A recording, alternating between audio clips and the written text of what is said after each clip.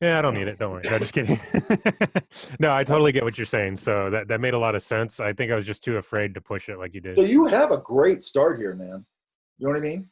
Thank you. Okay. Now it's just like edge control, shape control, temperature, and pushing value here and there. Like I Yeah, could probably I push won't a give little up on it. darker, cool value right here, and it would really pop this forward. Same thing here, a little bit, just a hair. You know what I mean? That makes sense? Yeah, go back to sharing your screen, please. Oh, sorry. No worries. That would help. Okay. Look how good this looks if I go, watch. Look at that. Yeah, no, those little pops of color and pushbacks really helped. But I mean, it looked pretty good to start. You know, what I was saying is I might come in here, like maybe here, just push this value down a little bit. Yeah. Like maybe pull this down a hair.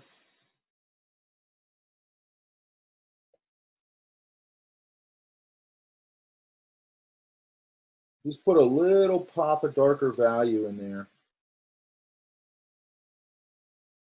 Hardly noticeable, but see how it'll separate it? That makes Yeah. sense?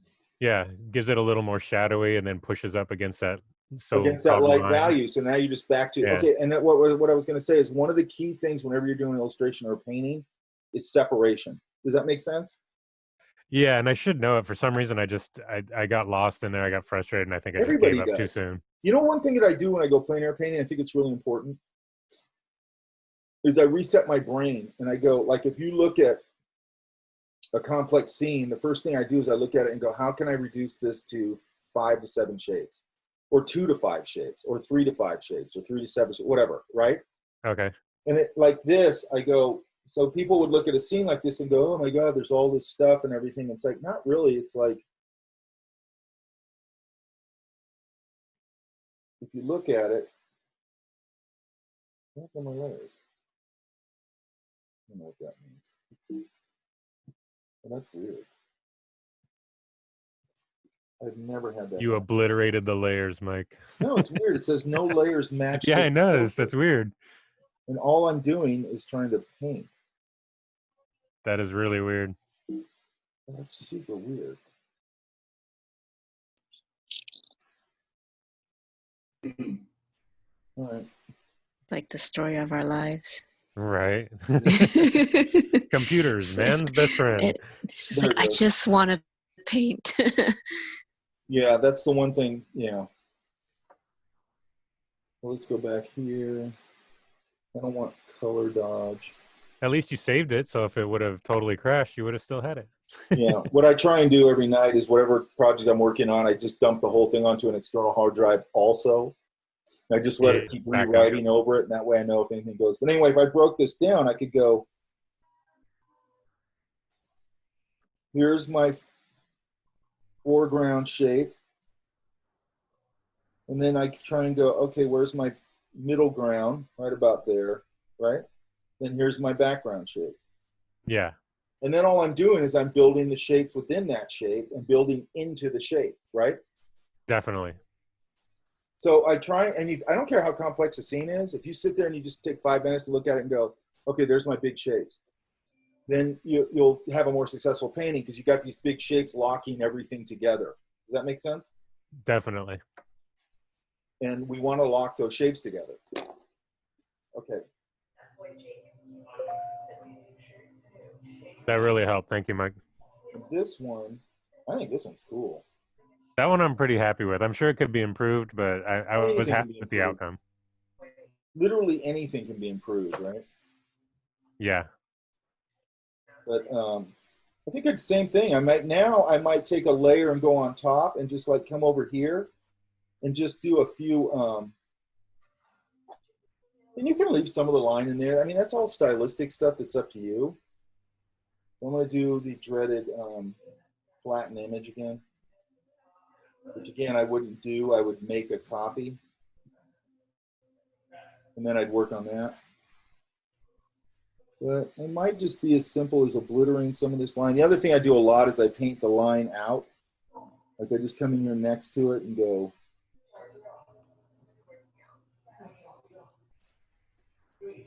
we're at 27 opacity, that's what's going on there. Come in here, and I can leave some of this line in here, but now I can start to say it's a crack or something like that. This I'm going to paint right to the edge. I'm going to paint these out to the edge. I mean, there's a lot of ways you can do it. I love, for some reason, going in here and doing this. I don't know why. And I might take that little light blast and push it a little harder. And then I'm going to decide what line is going to stay, and I can use this to say, oh yeah, these are cracks. This is an edge, so I kind of want to obliterate that. I'm going to give a little bit of this hot highlight right there. A little strong. And see how I'm starting to obliterate the line now? Yeah, definitely. Now I would do that mostly on a layer on top of it and that kind of thing. The other thing that I'm doing when I do that is I'm starting to carve shapes, which is a very oil painting kind of thing that I love doing. So if you're out, you know, plein air painting or whatever, you might put the tree in there. You've kind of got the sky roughed in. Then once you get the tree in there, you take some fatter paint and you start carving some leaf shapes and reshaping that tree, and it gives it a very nice edge. Does that make sense? Yeah, okay. That's the same thing I'm doing in here, okay? And again, I don't think the fundamentals of painting change because you're going to digital or traditional. It's like, it's the same stuff, right? Yeah, definitely. Different tools, same stuff. It's no different going from gouache to oil. Different tools, same stuff. Mm-hmm. All right, right on, man. Thank you, Mike. And then hopefully I can get this. I have a meeting today that I have to do, and then hopefully I'm going to be able to finish this tutorial. I'm hoping. So I'm going to do one final pass on it, and then I think I'm done. Then I just have to narrate it, and I'm done. All right. Any other general questions that anybody's having? I think, Mike, when I tried to turn off the line work on mine, it kind of was a little fuzzy, so I'm trying to see what works and what doesn't work. For the canyon, not for the planet. Yeah, yeah. Yeah, it's getting a little fuzzy back there. Yeah. But that's easy because you still got your drawing. See, that's the beauty of the drawing, right? Mm-hmm. So now I could come in here and, okay, I would work front to back at this point. I know they always say work back to front, but I'd probably establish how much, this is why I would do it this way right now. That's why those things, by the way, are all rules of thumb. Mm-hmm. You don't always follow them the same way. You gotta be flexible. So I'm gonna put a layer, so you can see it under there, it's pretty fuzzy, right? Yeah. And the lines holding it together, which, I mean, that's also fine. I mean, it's not, you could do a combination, it's fine. What I like about this drawing is that it's just finished enough where it's not getting overly finished, and the values don't all go to, they don't go to like super blacks or anything like that, so it just works better for this. Mm-hmm. And the other thing I want you guys to see is how you can take a pencil rendering or a pencil sketch and bring it into Photoshop and start to create something like this. That makes sense? Yeah. It's important to me that you understand, because this could be a character sketch that you did. It could be anything. Then you can bring it in here, anything, and have that quickness to finished paint, right? Yeah. And so I'm going to go, basically what I want to do here is go, how much structure do I want here? So I have to establish this. So I'm going to go, I'm going to take some of this dark and start, where's the light at? The light is coming from the upper right, correct? Yes. So I'm going to say that this is the shadow side of this, these masses, because you can very clearly see the masses of the rocks, correct? Mm-hmm. So I just want to get some of these sort of established here. So I start to get some sort of structure, a lit and a dark side. So I'm starting to get form. Does that make sense? See how I didn't hardly do anything. See how much it structured it? Yeah, that does help. Right? Okay, So, yeah. And then again, I'm going to come back here and go, do I want to soften that? I want to, this is close, so I can see more textures. It's close, correct? Yes. I'm going to go back and forth for a little bit here. Maybe here, that's kind of a nice edge. And I'm going to erase out some of this one, because I like that very clear definition of surface, and then So that's sort of the underside of this. And then I want that edge to break up right here.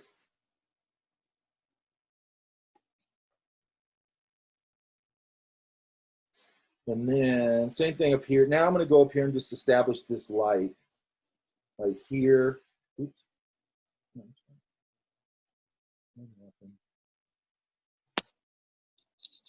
Okay. Let me try this again. I don't know why that. Oh, okay. Well, that is my layer. I think it's on the top layer, that one. The yellows I use for like the. No, I'm trying to find. Here's my layer, right? No. No, that's my layer. Here's my layer. So your layers, yeah, that's your layer. So you might. Just not going as light as I want. So let's go. I'm gonna go a little lighter. So like here, you can light up that. So I'm just looking at what these facing planes are, right? Yeah, I think what I was doing was just pretty much kind of massing it a bit. That's fine. It's still in that stage, yeah. You want to mass it, so I just get this sort of foreground stuff established, right? Okay, yeah. It feels pretty established there. I might now. You could keep this warm, but I'm also looking at going, well, there's some cool here. So does that give me an excuse To play that in? Yeah, to bounce some of this cool in here. Oh, okay. You know. That's a good idea, yeah.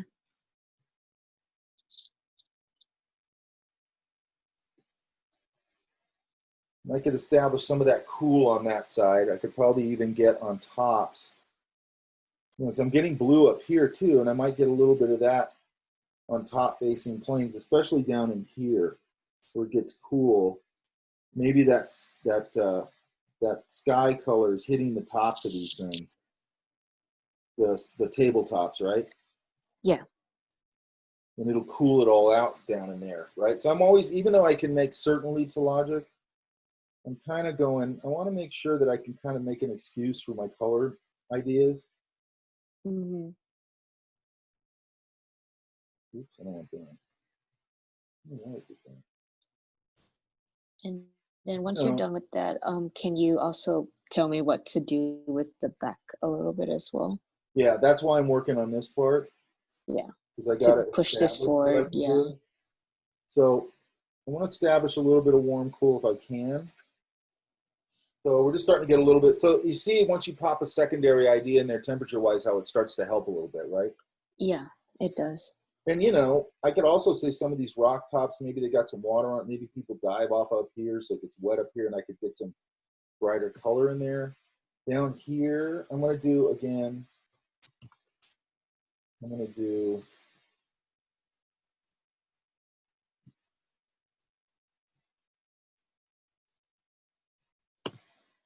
and I shouldn't do this probably, but I mean, I'm saving the original, so it's fine. Now I'm going to go to, again, I'll just do a JPEG.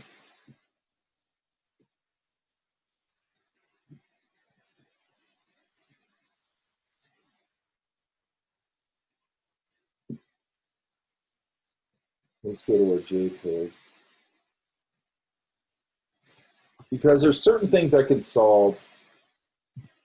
Like here, again, I might be able to obliterate that edge a little bit.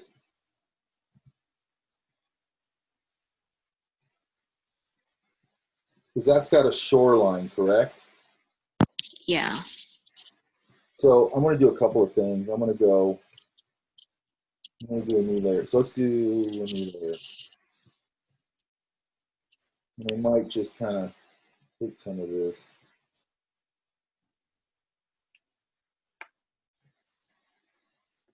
And start to, I could start to shake this out.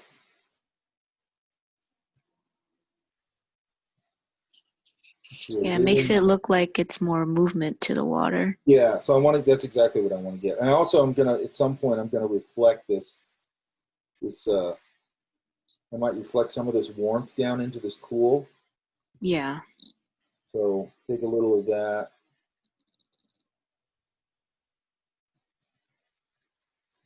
I want to soften, and maybe there's some darker rocks down here.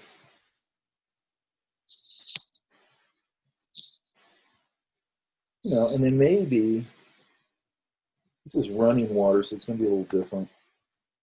And I can start setting myself up, maybe.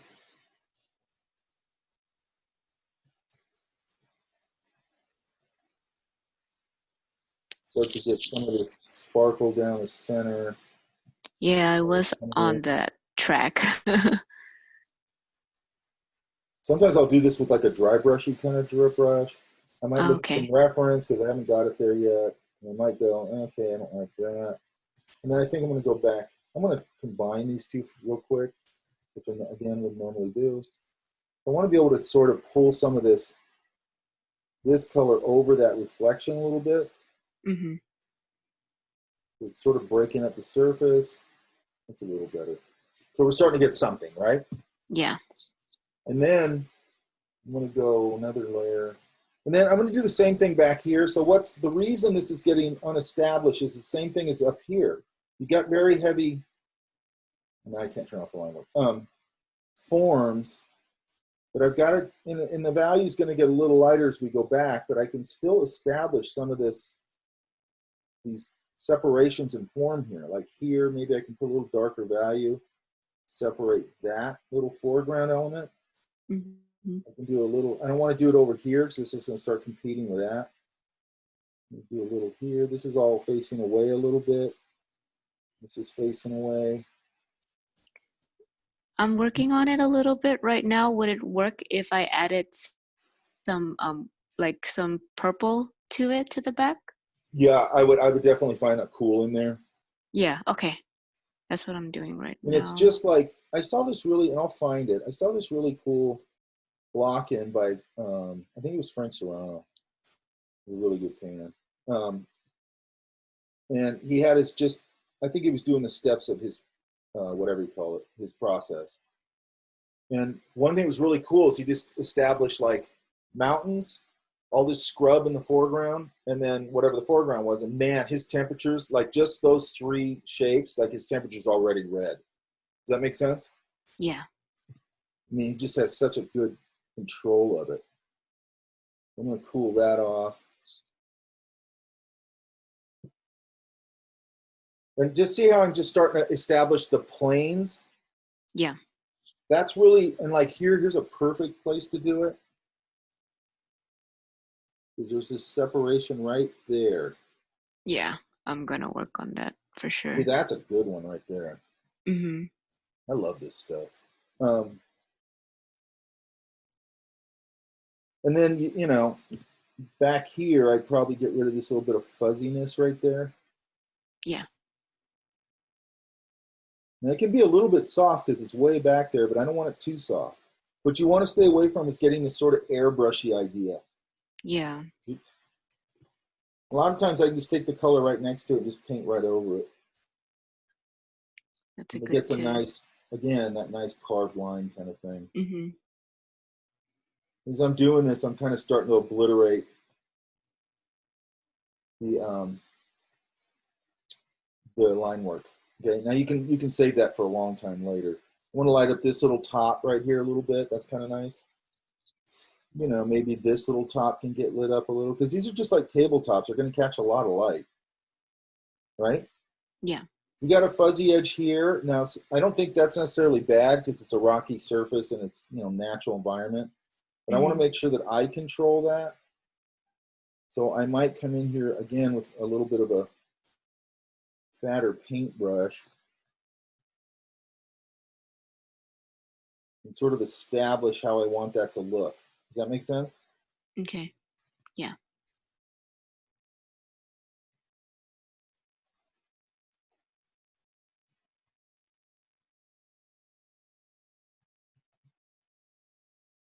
And I'm just playing at this point. I can still get a little bit of warmth in there if I want. Right. Oops. So you use that particular brush to kind of establish your edge again? Yeah, it just depends on what kind of edge I'm going for. So if I'm going to use, this is a nice oily brush, so that's going to give me that really nice kind of textured impasto surface, Right. you know? Mm-hmm. Oops. I might do a little of that. These are starting to work pretty good. Thank you. And again, I'm going to come in here and go, do I want to break up, here and there, I want to break this up a little, not everywhere. I like this little rough, see that little rough texture I put in the cloud? Yeah. I like that.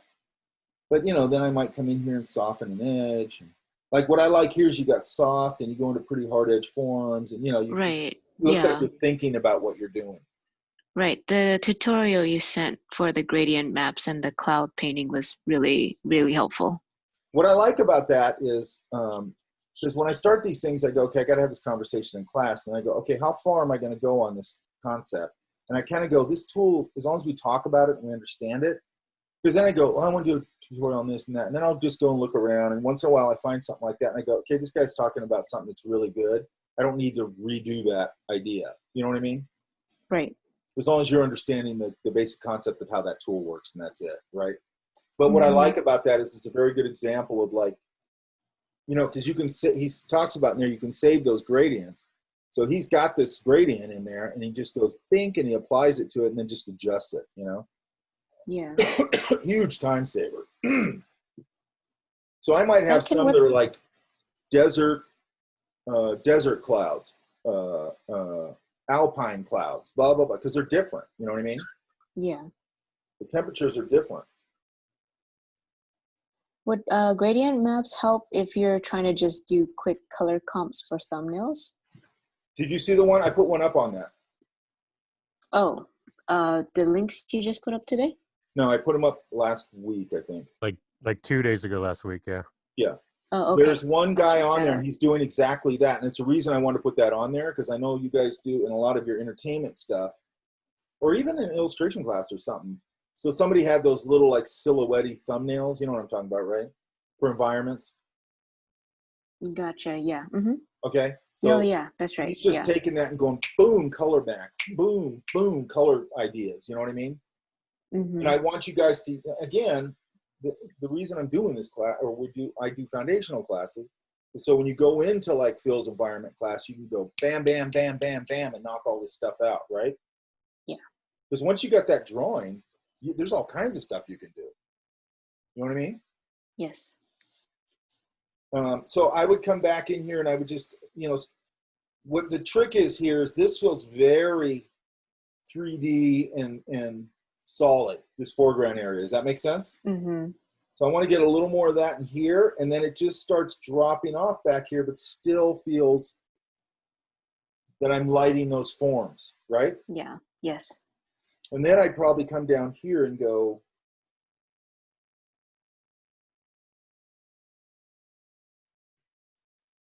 there's going to be some rocks and stuff down here. I probably need just a regular brush for now. Just like a rock sticking out of the water. Yeah, like coming out. These forms aren't just going to end, usually. Yeah. This looks like, anybody ever been to Topop Canyon in Arizona? I think it's Arizona. They have a canyon that looks like this. Pitch and place. And then maybe I'll put some of that climbing up here. So it doesn't just, I'm really, I want to make sure that things end. Maybe there's a bluff kind of coming down into this, breaking this up.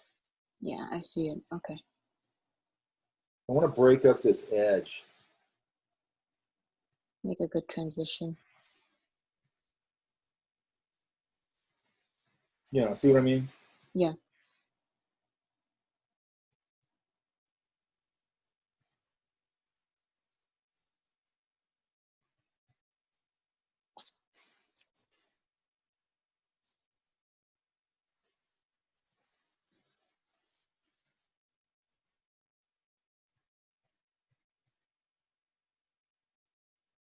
Yeah, it's a little better.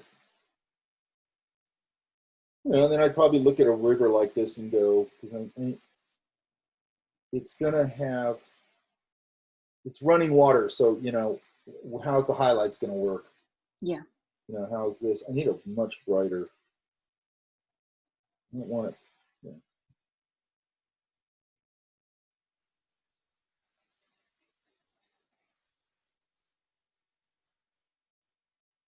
You know, and then I'm going to shape that stuff, right? So I'm always just like throwing down shapes and then either reshaping them or softening edges or whatever, right? Yeah. And this up here feels too chaotic to me, so I'm going to clear that up a little bit. I don't want it to have a million shapes. I actually want to try and get it as kind of shapy as I can. And sometimes I'll paint over the forms and start reshaping them that way. And then this definitely has to come over. Like I need a good highlight right here where it sort of floats over that whatever you call it, that reflection, right? Because part of the reason I'm putting these reflections in here so I can put like a lighter value over it so it just goes and it sits underneath the reflection. Does that make sense? Yeah. And then I'd probably come in here and maybe go,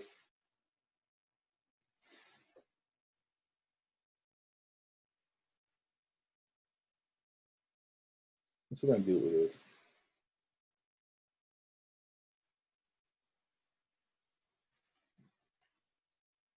Maybe I'd start to knock in one of those like red rafts in there, like a river raft. Does that make sense? Yeah. And then, yeah, I mean, I just keep going. Because this is super in focus. I want to get this a little more in focus, and then it starts going less as it goes back. Yeah. Yeah? Yes.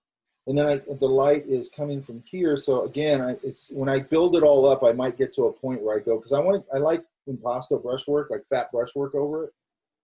I might find a really nice orangey kind of thing. I'd probably pull it out of the color that's there, which is what I'm doing. You know, or here, this is actually, this hot kind of orangey color is nice.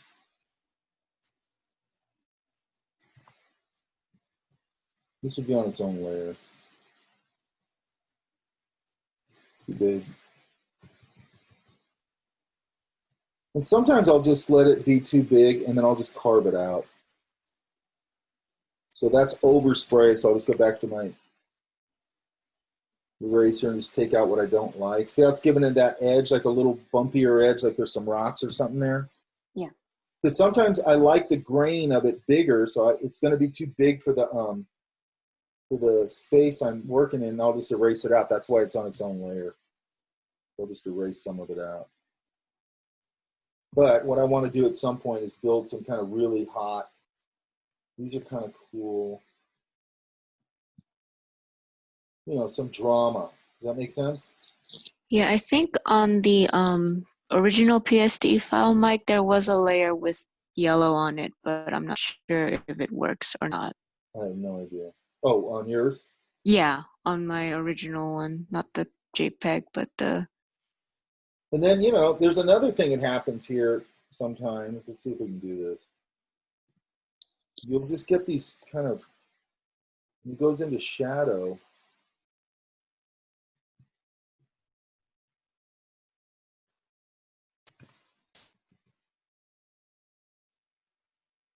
You get these like purpley, let's see if that's too much. A little bit of purpley kind of things. That's too hard, so I'm going to knock it down.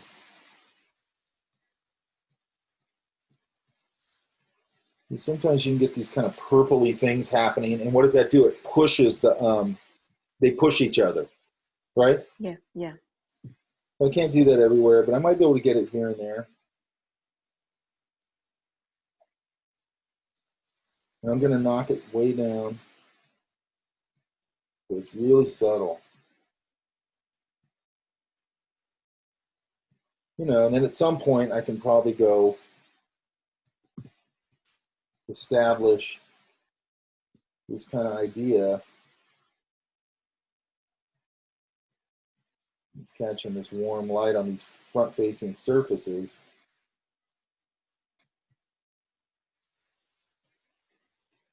See what I mean?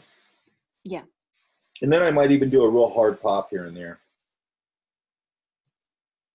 Like maybe this is way closer to the light. Maybe I can go a little bit more yellow. I don't know. Yeah, that's kind of cool. You know, and I just got to bounce that around a little bit. And we're just starting to get a little bit of that kind of desert sunny kind of thing, right? Yeah. And I'm always managing, like this is a nice little passage right here where it dips down right there. It feels like a front-facing surface, which is what I want. I'm not going to touch that. I just touched it up here. So what you got to be careful of that people make a mistake is, like with brushwork, the main thing you usually see with brushwork, what people don't know, is everything is super smooth. You know what I mean? Mm-hmm. And that just doesn't really work. You know, I have to do my last spring grab.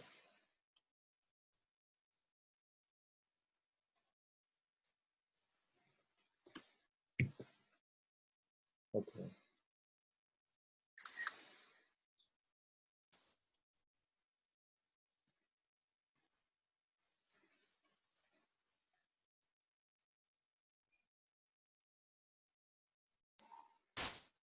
Okay. Does that all make sense? Yeah, it does. Thank you, Mike. Another thing, one more thing, Mm-hmm. because I have this sort of ochre color. Let's see if we can do this.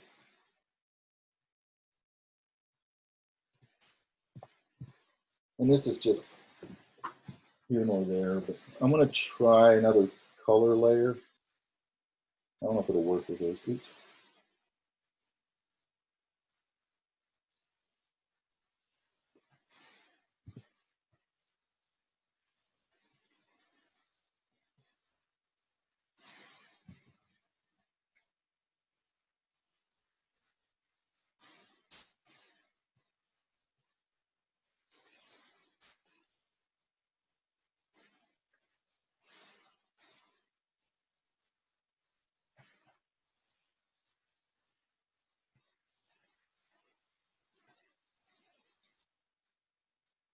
I'm going to try this. I don't know if this will work.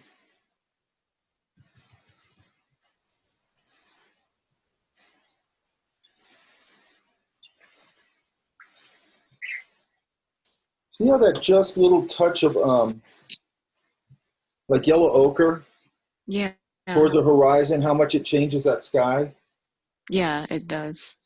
And what I love about it is I learned this from plein air painting. You put just a touch towards the horizon on your blue sky, and it barely changes. It'll go barely green, a little bit yellow, but it changes everything. It just makes it look way more right. Does that make sense? Yeah, it does. So you get where you're going now, right? Yeah, for sure. It's helping. Thank you.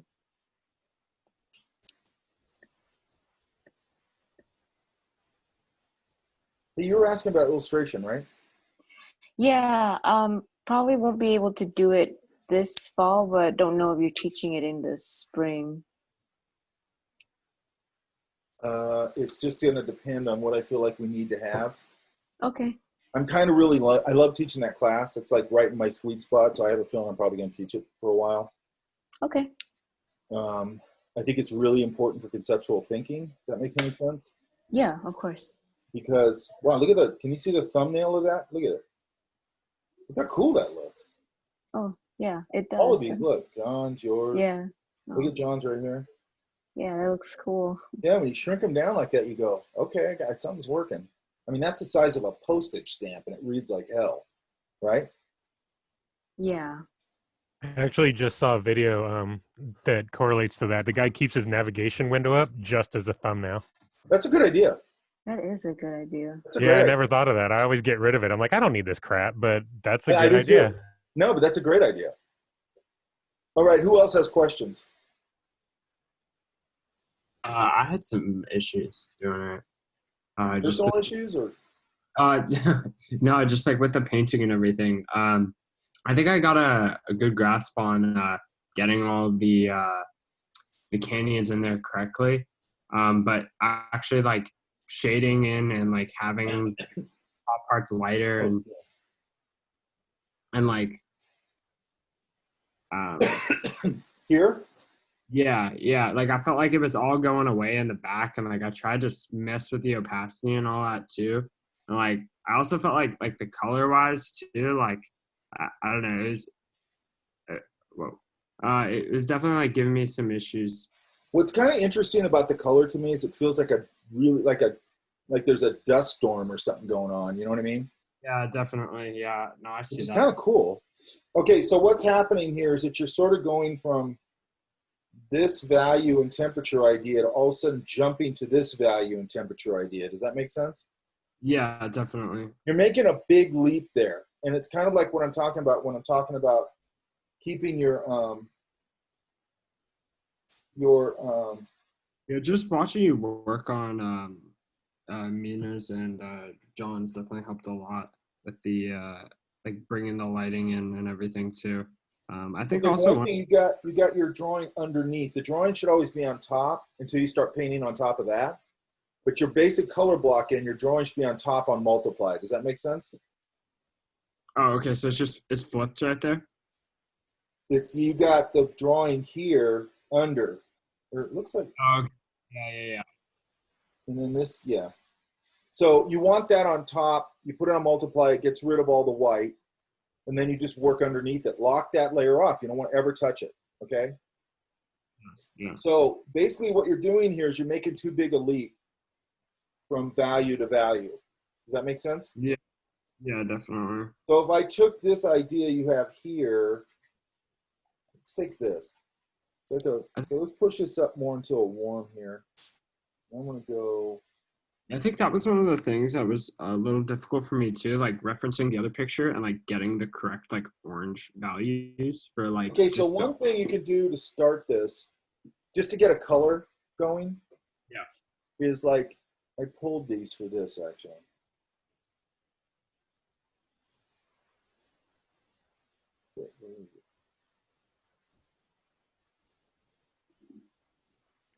Here.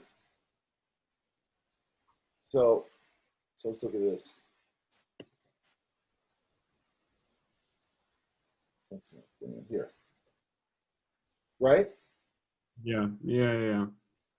And then look, this is what I was talking about earlier. You can get this striation thing with like a yellow. Sometimes it'll go like a light pink, and then it'll go to whatever, right? Yeah. But look at this back here, this kind of purple to this warm. Now, when you sample off it, most of the time you're going to have to adjust them a lot and all that. It's not like it's just going to give you the color exactly, but it gets you quicker, right? Definitely. And you're also doing your homework a little bit, and you're going, how does this happen? You know what I mean? Definitely. One of the other things I was having a little bit of an issue with was the horizon line as well. Trying to get that to look like cleaner. I actually don't. I think if you put some forms, because it's soft about right, I think. I think you just need to get some, I think it looks like you're starting to do it here.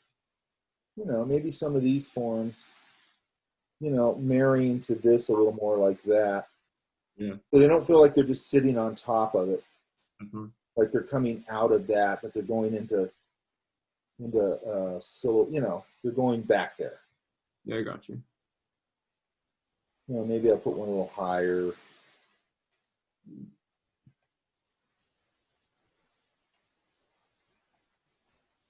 And I probably pull a little more. And then as I build this in, okay, so let's go backwards here. What I was saying here is if I take a little of this and I start to kiss this,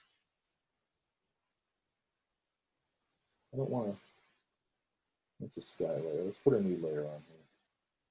When I start to kiss this form a little bit, I'm going to warm it up a little. Yeah, that looks really good. So what hopefully it's going to do here, and actually I could do this on a color layer. So, okay, so the color layer, what we're basically doing is just glazing a color over it lightly, right?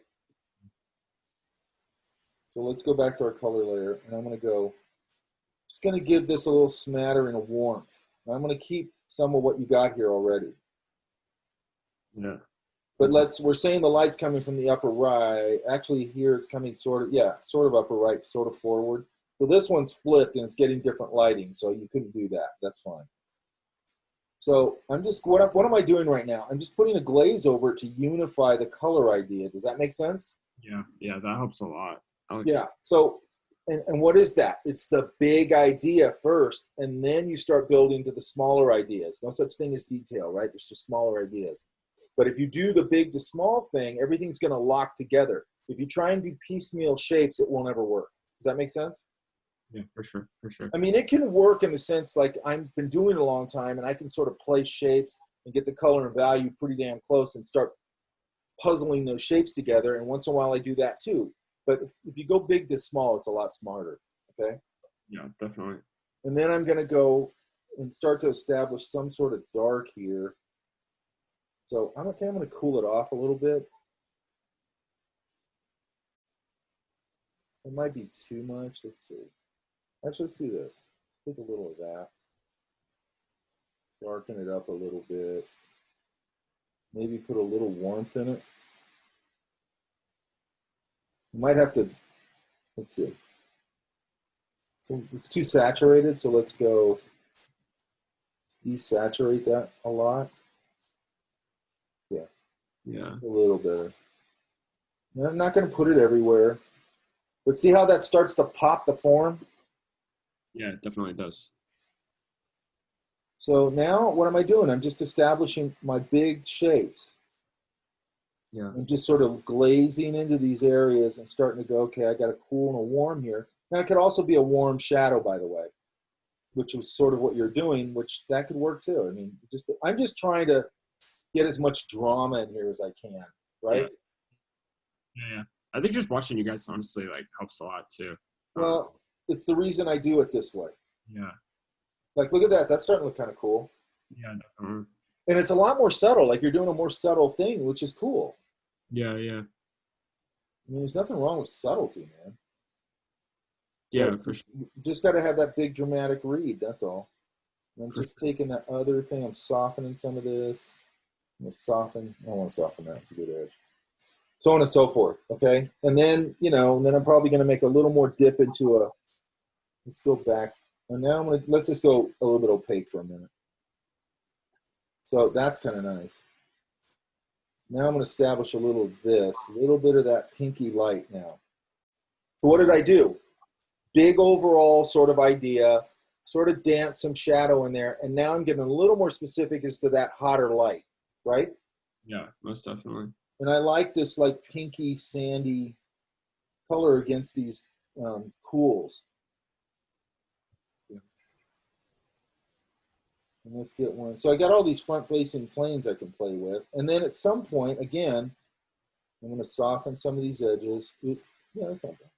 And then I'm going to go to this other edge because I want to make sure that I'm getting a variety of edges, and I want to show there's a lot of texture in this world. So let's go to this one again. If you notice, I'm using like the same 3 tools over and over again. And I do that deliberately because I like to keep my process simple.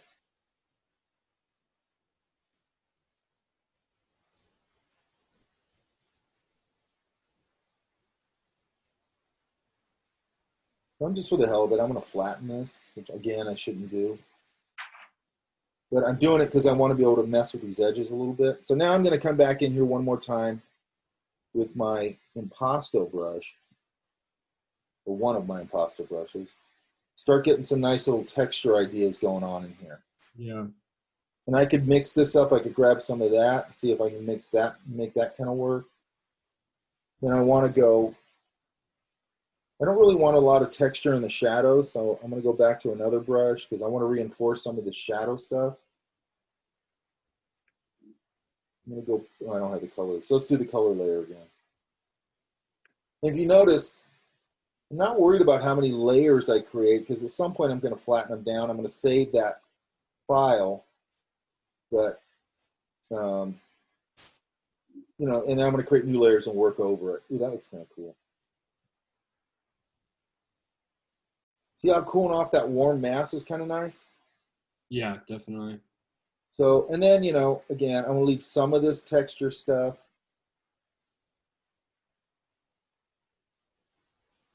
And I'm really I want to control it all, right? Absolutely. I want there to be a certain amount of randomness, if that makes any sense, but I'm in control of it. Like I'm letting things happen, but it's all because I know where I'm going. I kind of know where I'm going. Does that make sense? Yeah, it's like calculating. And by the way, everybody doesn't work that way. Some people like to be more planned and all of that stuff. Look at that. Look at that. Yeah. That does a lot. Hell yeah. Look at all that texture, man. And then I can do the same thing. I'm going to go, okay, what do I like here? I think it can soften up there, maybe there. And then just leaving parts of it, you know. And then I can do the same thing back to my other brush. Oops. This brush. Go back to my cools again. Start establishing some of those in there. Okay. Oops. Oh, that's cool. Hang on. What did I just do? Oh, yeah, this is cool. Hang on. So let's go here. And another thing I forgot about, see how we're starting to establish another sort of, but it's going back a little bit, a little less detail, right? Yeah. And then the other thing, what I was just going to do that I forgot about is you can also use your sponge tool with your saturate on it and go, okay, this is getting lit by the sun, so I can, you know, come in here. Let's see if I can do it. I don't know if I can do it with a different brush or not. Let's see. No, I think it will let you do it with some, but it's not letting me do it. Hang on.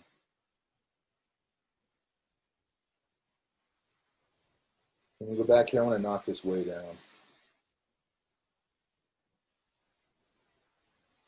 You know, and I can kind of hit that with the saturate thing and start to warm some of these things up without having to find a new color. So they're getting hotter light now. All this stuff's getting hotter light. And then I'm going to have to go back again, like here, shape some of this stuff.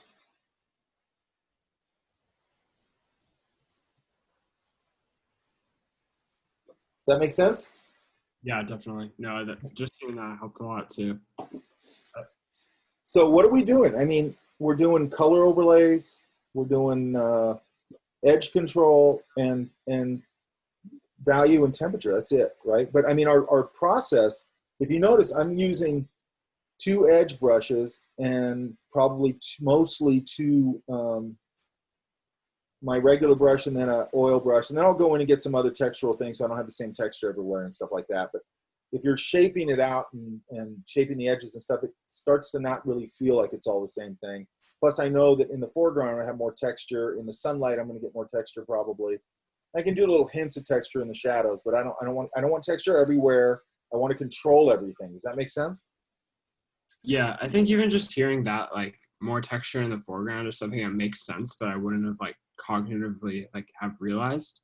That's the whole point. Half of what I'm trying to do is just make you aware of things. Yeah. Okay? Definitely.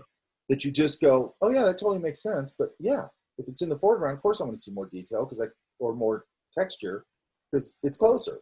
And as it gets further away, how am I going to see that? You know what I mean? Mm-hmm. Another thing I might do here real quick, I just establish it, is it feels like there should be a river back here. Yeah.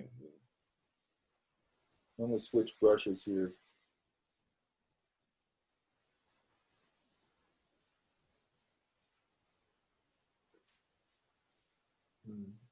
Probably too blue, but just to start it, I don't care. Mm. You know, maybe it comes down through here.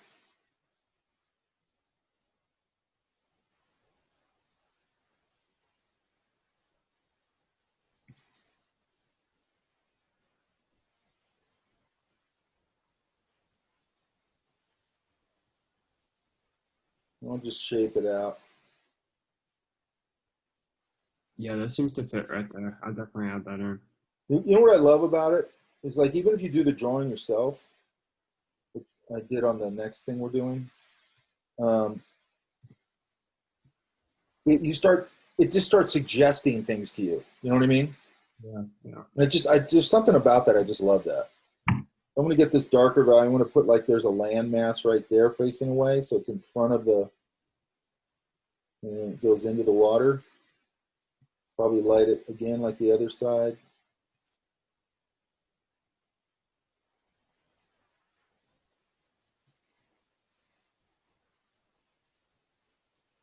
A little sunlight hitting it right there.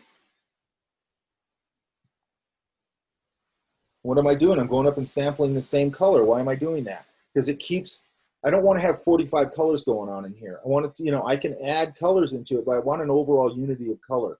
And if I have, the less colors I have, the easier I have harmony in color. Does that make sense? Yeah, for sure. Like my real paint palette with real paint is probably 9 colors, and that's including white. So it's 8 colors, right? Yeah.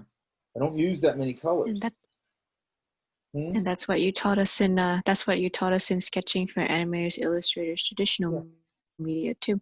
Yeah. That totally makes sense. And look, you might go, because there's some people that have these crazy palettes. What I don't want to do is I don't, because I get this all the time from students. Okay, see how we put that little landmass in there to go around the water?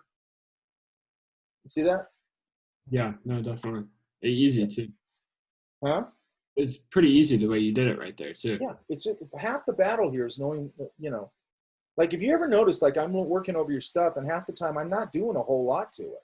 It's just experience that I'm doing to it, right? It's Absolutely. not like it's so damn hard what I'm doing.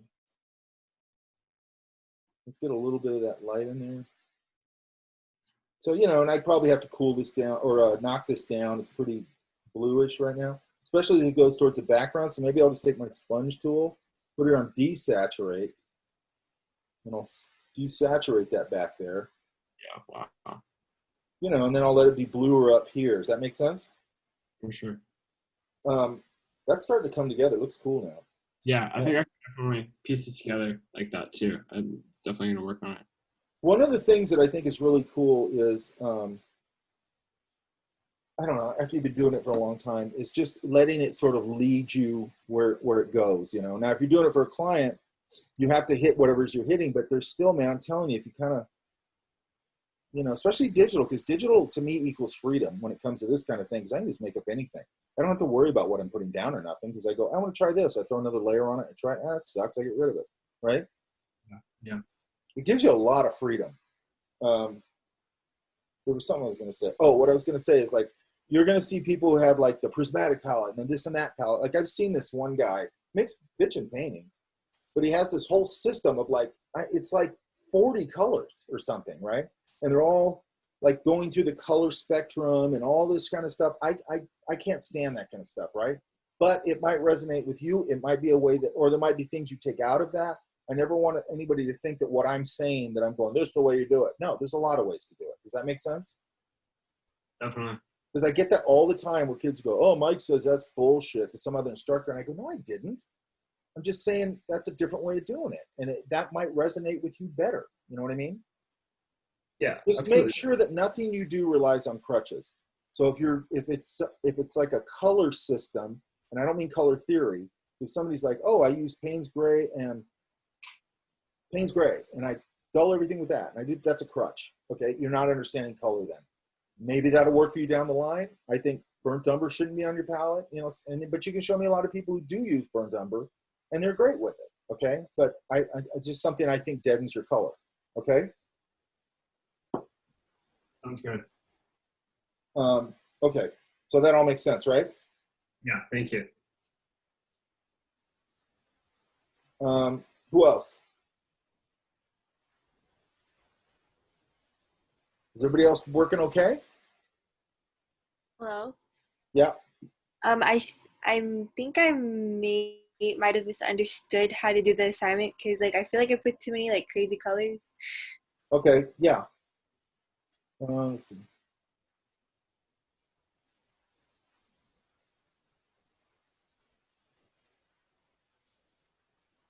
That's not too bad. Oh yeah, there's too many crazy colors up in here.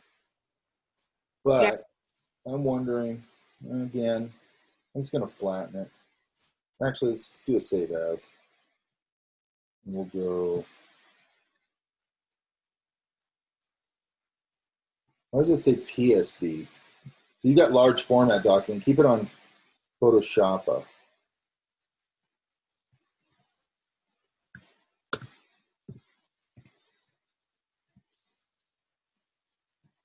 I don't know why it's not updating my, it should update the, oh, maybe that's why, hang on. I might be doing the class from Palm Springs this week. So if I do, bear with me because we actually almost booked a place and somebody said, oh, their internet's intermittent, so I'm not going there. I'm trying to make sure they have good internet. All right, so let's go. Yeah, here's V1 now. Switch it to V1. So let's just flatten this. Put it behind here. Put this on. See, this should be on multiply. Oops, not this one. You should always start with this drawing on multiply. On top. That's how you start it. Does that make sense? Yeah. So we have all this. Let's put it back just because I'm losing the color. Let's just leave it there for now. This should not be on the bottom, okay? Okay. So I'm gonna, let's see if I can do this. Shit.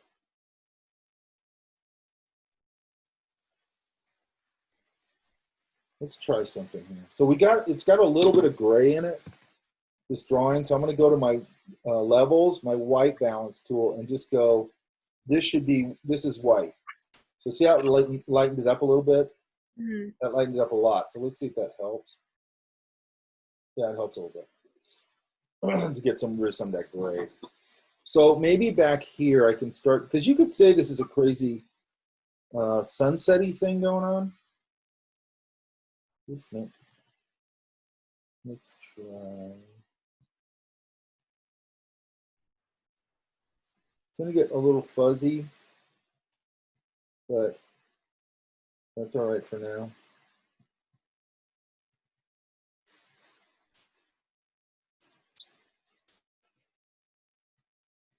So I could start to get,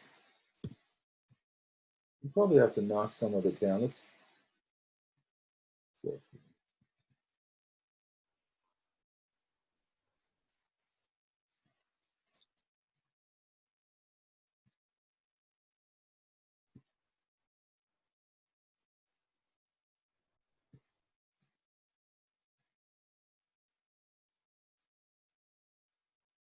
and start to, sort of say that I got some clouds going up in here. So I want some other edges. I don't want everything to be soft. And then I think I'm going to try a little bit of, let's try that one. Yeah, that's not too bad.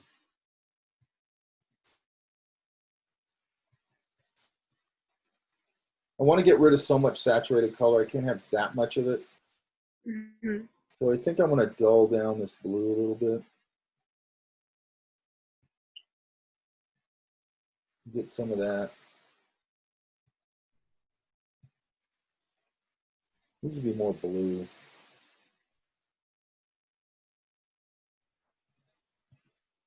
Yeah, there's a touch of green in there, but sometimes that can happen, so it's fine.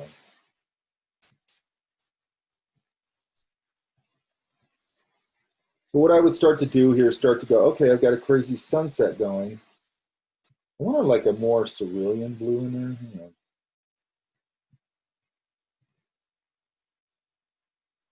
So let's go here.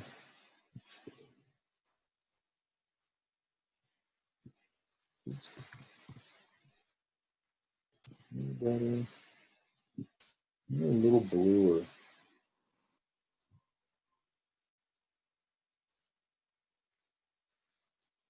Yeah, that's good.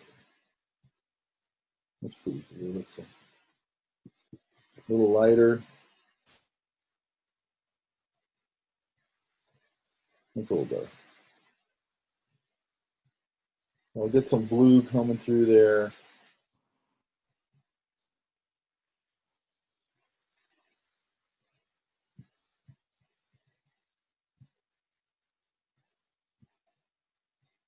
Put some of this blue into that.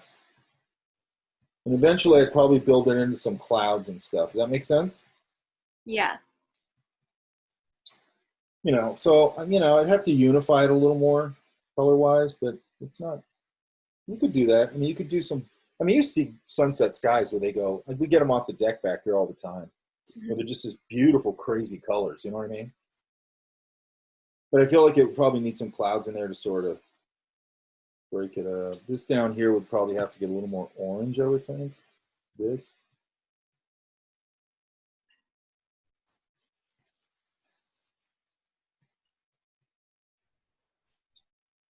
Maybe so it starts to feel a little more sunsetty, right? Yeah. So, you know, you could do a pretty crazy sky if you wanted to. You just got to kind of control it. Okay. Okay. Now, this here, okay, again, you're kind of going piecemeal, and I think that's what the problem is. So let's go, take an eraser.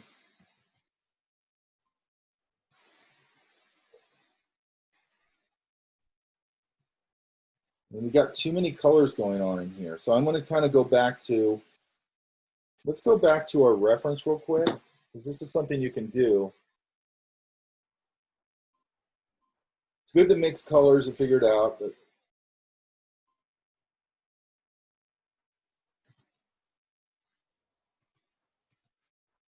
this is kind of cool. Let's try this one. I want to put this over here. You know, maybe I just get an establishing color, like maybe it's this. Okay. Now, more than likely, it's not going to be perfect. But what I want to do first is go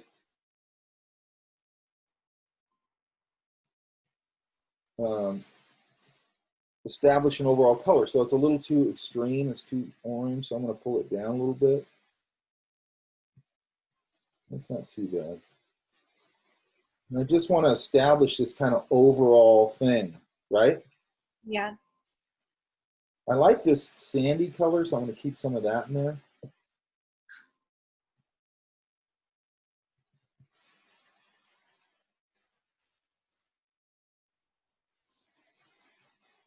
And what am I doing? I'm just making a big shape to lock everything together, correct? Yeah. Oops.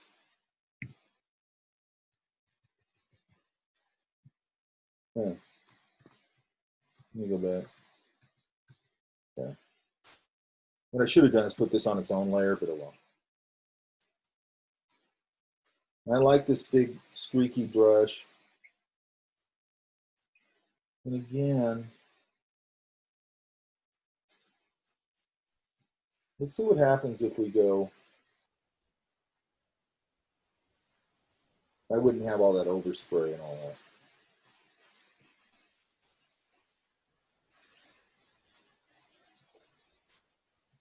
Let's, for the hell of it, let's see if we just go saturate with our sponge tool.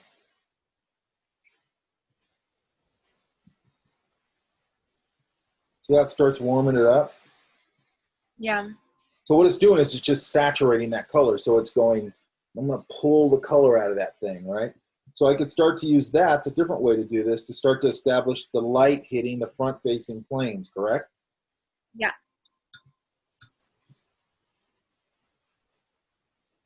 Like all this, I can warm it all up. That's all front-facing stuff. I'm going to put it up a little higher.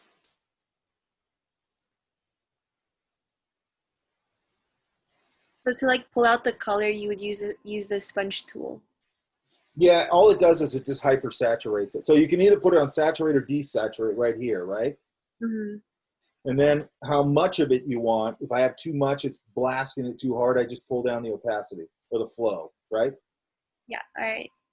And I'm just going to hit all these front-facing planes, and it starts to get me started, right? Yeah. Okay. And then again, I could go, let's pull something that's already here. Here's a purple. I'm going to put another layer on here. And I'm going to try color. I don't know if this will work. Pretty blue. No, it's kind of cool in a weird way. Let's see. Let's get a regular brush.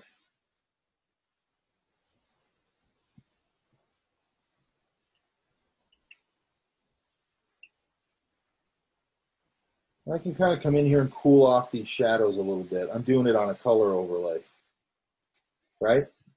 Mm-hmm. And I'm going to keep going back and forth with this kind of stuff. Just hitting the planes. That's all I'm doing. The lit planes are the warmer planes, and these can go cooler. And then I'm going to knock this down a little bit, smudge some of it out. It's not so overwhelming. And if you notice, it sort of knocks the opacity down too a little bit. Yeah. And then I just keep sort of building and letting it go. See, that's pretty subtle right there, which I like, right? Yeah. But, you know, if I was doing this and I was going to make this Mars and it was some kind of crazy whatever, then I would probably push the colors harder, right? Yeah. Let's go here.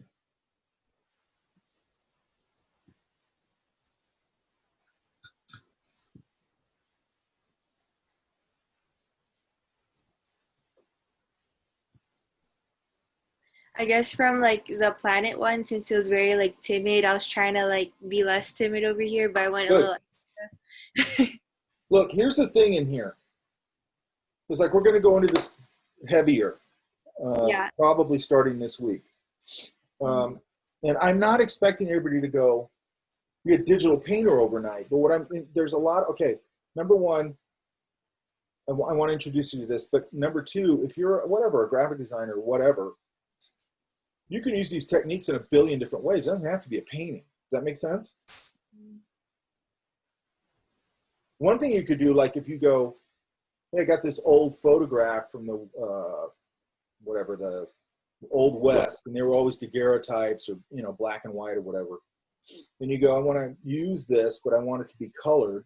Then you could use the same technique. You could start floating, you know, put a color layer over it and start tinting it and start getting it where it looks like a color photograph, or maybe hyper color it, or whatever it is you want to do. Does that make sense? Yeah. So I'd still have to tone down the sky some more. I'd have to unify it. Right now it's just got too much stuff going on. And what I would probably do is just go, do I want a sunset sky? If it is, then I'll just establish like a orangey sky, or if it's a blue sky, and then I'll build shapes into that, just like we just did with this. Does that make sense? Yeah. So basically just create like a foundation before getting into like a lot of detail. Big shape. Like in this case, we got front facing planes that are going to catch light. Then when it turns that, it's going to go dark. So now I can play with that warm and cool. So I got this hyper warm environment. Now, if it's late in the day, the shadows seem to get a little cooler and stuff like that. And they can do it during the day, but like if you go out, but it doesn't even matter. I mean, you want to know that. But when you go out in the desert, I was just out there. There's so much warm light being bounced all over the place because it's a really bright light. It's a really warm light. And then it's bouncing off all these warm surfaces. So it's bouncing light up underneath things and stuff. So it's kind of a weird environment. Does that make sense? Mm-hmm. Even when you look at the eaves on a house, what people don't realize, they don't go look at it. And then when they paint the eve, the under part of the eve of the house, they go cool. And it's like, well, if it's during the day, it bounces all this warm light up in there and it does not go cool. It goes warm. And it makes a huge difference, that kind of stuff. Does that make sense? Yeah. I was at my sister's house a while back, and I was outside in front at probably like, I don't know, 10:30 at night. And I'm just hanging around out in front for whatever reason. And then the light was super blue because it was nighttime. And I always wonder, like, is it actually blue? But man, that eve hanging down, because it was a real bright moon, I think, that night. That eve hanging down, it was the opposite. It was the moon was throwing all this blue light down, and it bounced up. And that eve underneath was lit up, and it was blue, like screaming blue. You know what I mean? It's like, that's the kind of stuff you got to pay attention to. Because, man, what a cool little trick. You know what I mean? It'll make your painting sing.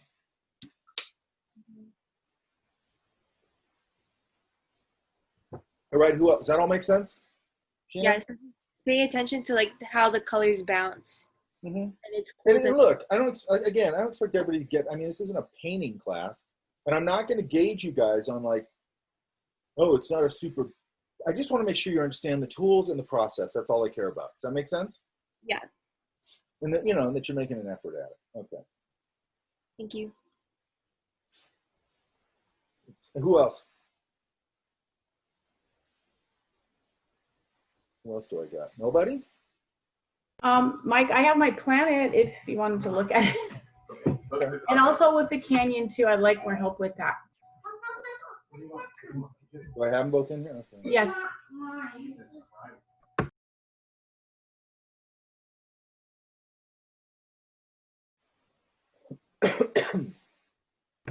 I just wanted to see what you thought about it. Where'd it go? Oh, there it is. Not too bad. I would still come in. I don't know, it's not too bad. Well, you did a little swirl thing like a nebula or Yeah. whatever that's called. Milky Way or whatever. Swirled it. That's cool. How'd you do that? Well, do it with a I brush? just. Pardon? Oh, Did you- no, I just put a patch of color, whatever, tinted a little white, and then I put a filter of swirl. And No, swirl. what I like here too is you're starting to get like you left this kind of idea, then you soften it here, then it's soft and into this nebulous idea, and then it's like so you're playing around with these edges and everything. The only thing I'd say is maybe, and I don't really think it matters to be honest. Well, is, yeah. I might just harden up this edge a little, Yeah, I lost my edge for sure. but I mean I can just come in here.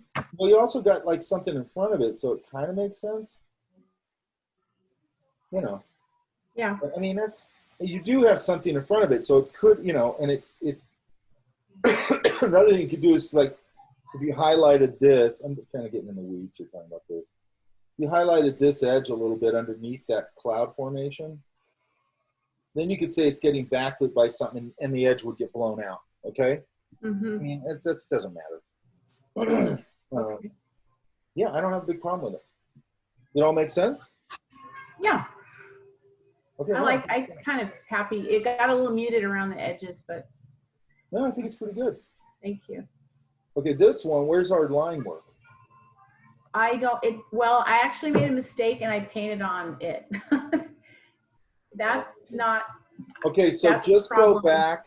Just go back based on what we've just been talking about. Put that on multiply and start your first color layer underneath it. Yeah. oh, so I should still, wait, but I did so you mean bring the ink drawing back in and then do multiply, but then I made it composite so that it's not there. It's underneath the paint. I made a mistake. Yeah, and then I'm only seeing part of this drawing. It should go.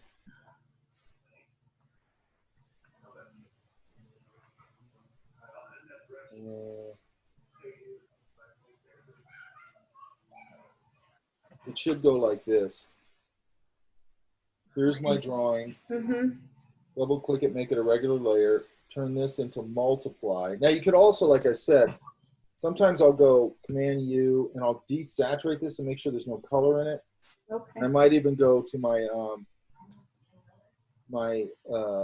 white Levels. tool in levels and come in here and get rid of some of that gray. Okay. And now it's on that, and now I'm just going to go, and this is my first color layer. Oops. And my initial pass, I want to, and it's got to be underneath. And then I lock this. That way I just can't touch it. And then I find my, whatever my color is. And now I'm underneath it, and I just do a block in. Okay. Hey, come on. And that's how I start it. Right? Yeah. And then, and I don't care that it's not, you know, I don't want it all perfect because it's, you know, it's an organic environment. And then I just get that to start. And I might just establish like you don't have to make a bigger drawing out of this like I did. You could just leave it like this. I don't care.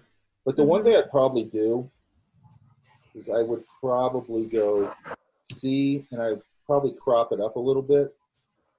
Because otherwise you don't have a, I'm going to put a new layer under it.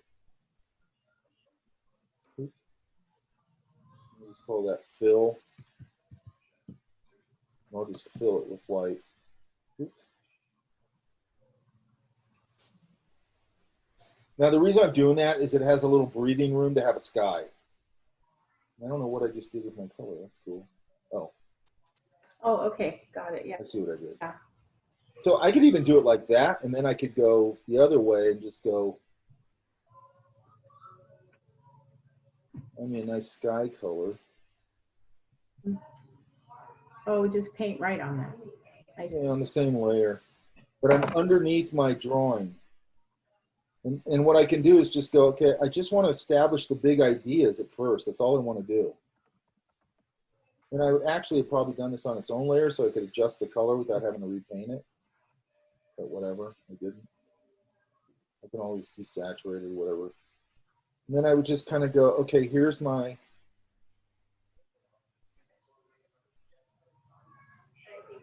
sky value, which is probably gonna be too blue, but who cares? I'm gonna paint over it anyway.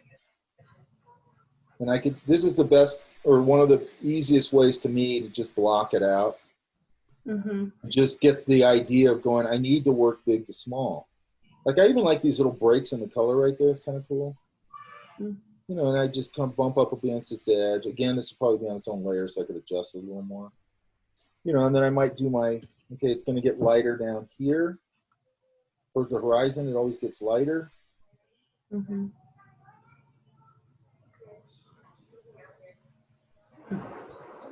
I already like that contrast, you know, the two blocks of the, Yeah, what it does is it starts, to me anyway, it starts to clarify my idea. Where I go, okay, I got my two big temperatures going here. Now I've got a cool and a warm established right off the bat, you know?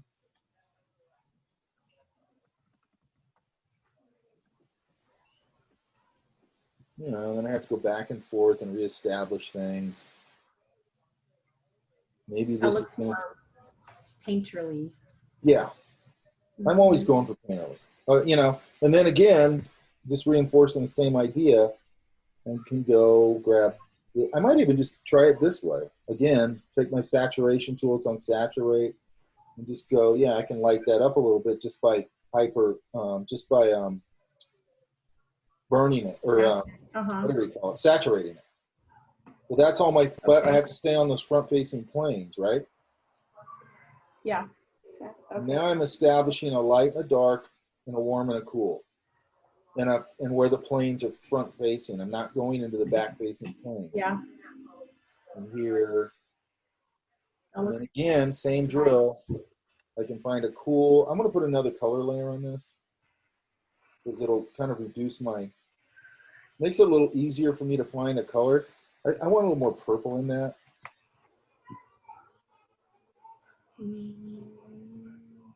And I'm being a little more saturated here because, or I'm being a little more reckless with my cool color. So the shadow side, I'm going to go to a cooler thing, right? Yeah. Just like we did before. And then I'm going to get rid of a little of this. It's a little hard.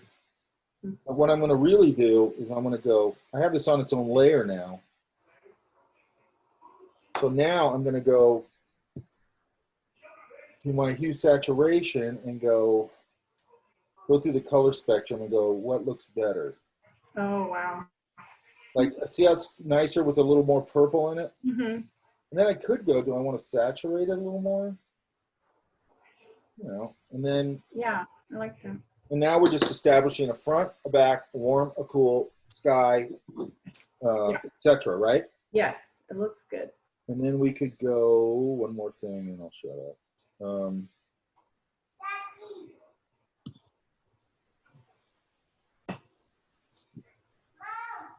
gonna go. I could probably take. I don't know.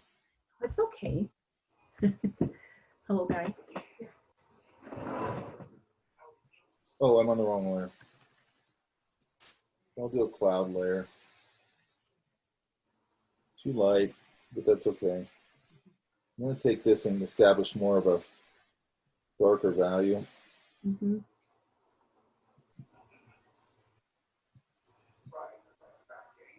What is the name of that brush? This one is, it's a group brush, old stamped through. Okay. You can see it right there. See it? Oh, yeah. Old stump. Or is it stump? I think Let's it's. see. Old stump through. Yeah. Huh. Okay. That's super easy to remember, right? Yeah. Old stump. So anyway, established 3 values here in the clouds. That's 2. I'm going to warm it up a little bit. And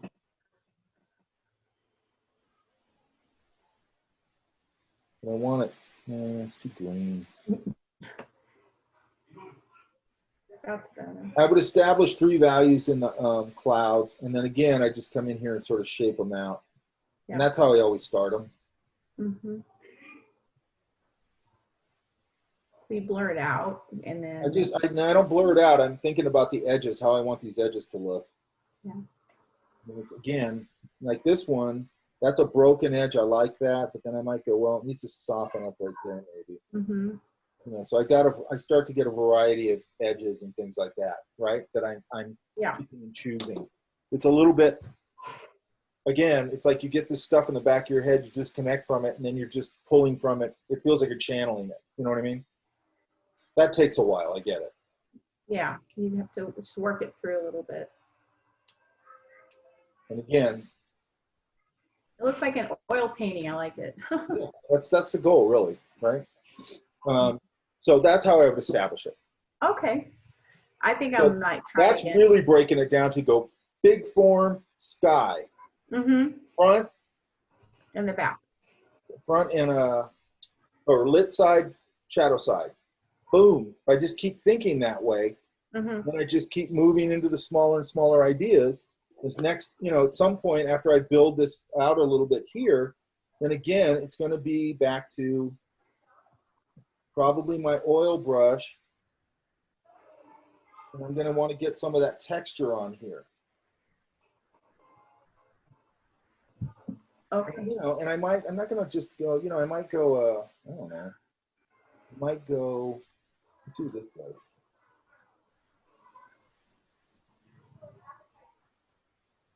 One's on there. I don't know why that's not doing anything. Oh. Let's go with a darker thing.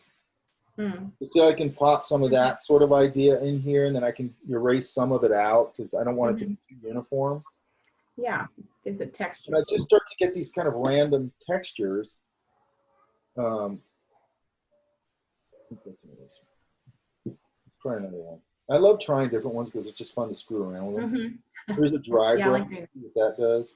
Really dry brush. Okay, so let's go. No, it's on the same layer. What if I go really big on this? I don't like that. Let's go smaller. And that's the wrong color, obviously. So let's go. I don't know why it keeps going purpley. That's weird. It keeps going purple. It's weird. Oh, I know why. Because I have purple on there. That's why. Let's go back to, I don't know. Let's try that. That's actually not bad with a little bit of purple on it. And I just start getting textures and things like that. But I got to build that value and temperature thing up front, and then I can go play. Right? Yeah, right. The analogy I always use for all this stuff is like, we all have some part of the, whatever it is, drawing, painting, Photoshop, whatever, that you love doing, right? Like if I go and draw mechanical stuff like planes over at March Field or tanks out in the desert or whatever, I shift into a different brain, which is I like to draw a pen. I like to get very Viscom-y looking, I guess. But I've got to establish that big, it's before, and then at the end of it, I love to go in and like do patched stuff or marker stuff or whatever. And I want to get to that. It's fun. But what I always say is like, if you're going to have a dance, before you can have any fun, you got to set up the banquet hall. You got to decorate the banquet hall. You have to book the banquet hall. You have to put up your balloons, your flowers. You have to spike the punch bowl. You have to do all that stuff. And then you get to dance. Does that make sense? Yeah. That's a lot to get there still. But I mean, look how fast we're doing it. Yeah. But what I'm trying to do is get this all established. Then I get to do all the cool, like, ooh, I'm going to put some fat paint on there. And I'm going to put a cloud and Highlight. do this and that on the cloud. Then I get to do all that fun dancing over at the end stuff. Yeah. But I mean, we have to get this established before we can do that. Right? Yes, I understand. Okay, I have a question big to about the small, big to small, big to small. Oh, big and small, yeah. I have a question about the brushes. So when in the folder, it has a folder. It says all the group brushes, like all of them. Yeah. And then I tried to download them, and it said there was like 300. Mhm. But we're not going to do all that. It's like all the letters. And you gave us What I would do, I load them all and then I assemble them, or I organize them, and then because it really only takes me about 15 minutes, and then I just start like I have all. If you notice, look, I've got.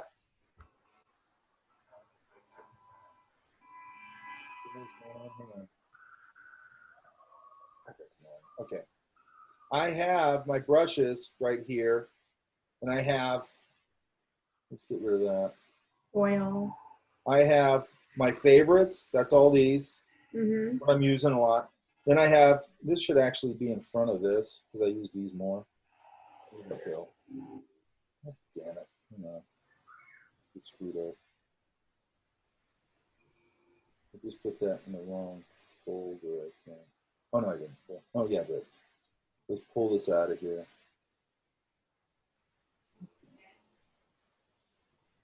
Okay, there it is. I have, let's collapse all these. I don't know why this is up here. I have my favorites, I have my smudges, and I have my oil, and then I have my gel. They basically go down in order of Like type of brush.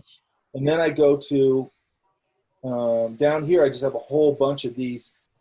Once in a while I dip into those, but I don't need them all the time. My basic brushes are these two right now. Okay, maybe this one, and then my basic edge brushes, smudge stuff, is basically this one and once in a while this one for the most part. I'm using 4 or 5 tools out of all those, but I have all these tools in there because who cares? They're just sitting in a folder. Sure. So it's just download them all, like even though there's a few hundred. Yeah. Okay. Yeah, I would. I mean, there's not really any other way to do it because you can't look at what you're doing until you download them. Sure. I know. That's the thing. Best thing to do with this kind of stuff in general is just go get an external drive and just put this stuff on an external drive. That way it's not eating up 350 megs of your computer space, right? So wait, where would you store I mean, they're in Photoshop, right? So every time you open Photoshop, they're there? Yeah, they're there, but you want to keep the folder of them somewhere because if they ever disappear or Sure. you can just reload them. Yeah. Okay. You look at how good that's starting to read right there in that thumbnail. Can you see it? Mm-hmm. Simple. I mean, yeah, I like how that. By the way, the reason this is working so simple is because the value structure works so good, right? Yeah. Right. You're shadowing and light.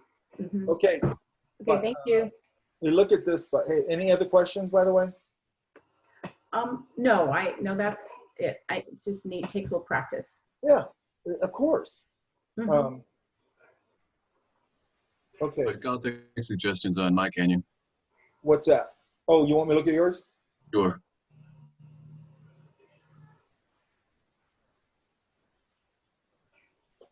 Victor, right? Yeah. Ooh, okay.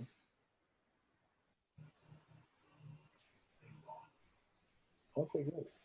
The only thing I'd say here, it looks like you're getting the idea here. Fine.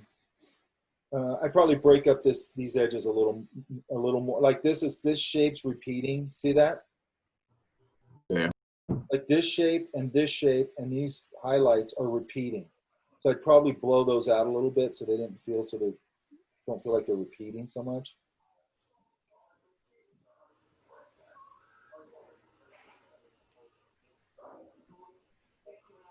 However you want to do that. Other than that, I think it's fine.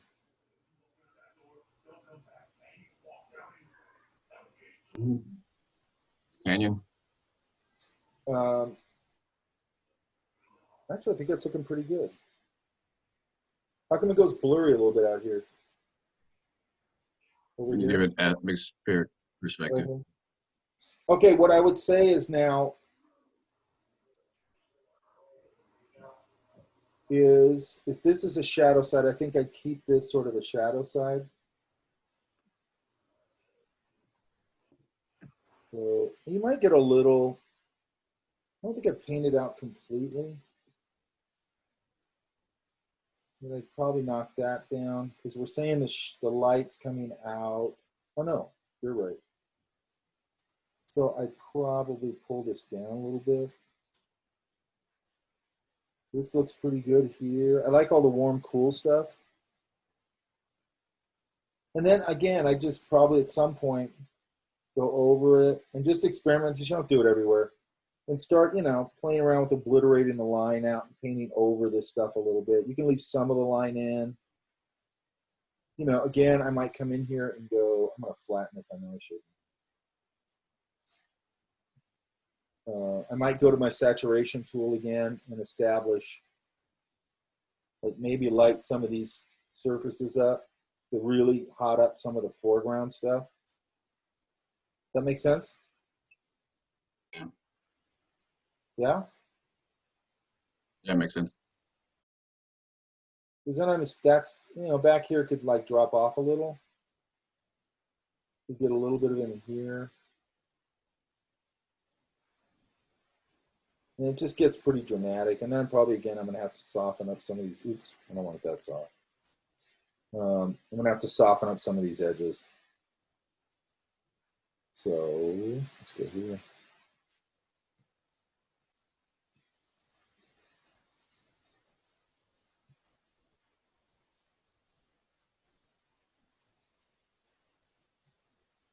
You know, and be a back and forth. Oops, I don't want to do that. That's too much. See, this brush needs to get smaller.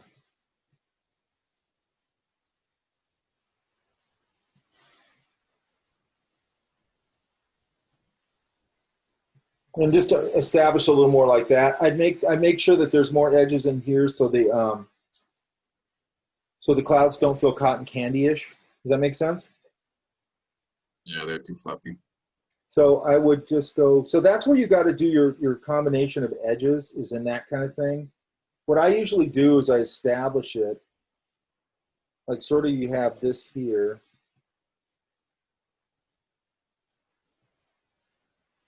And I don't even care. I'm just going to establish it like this.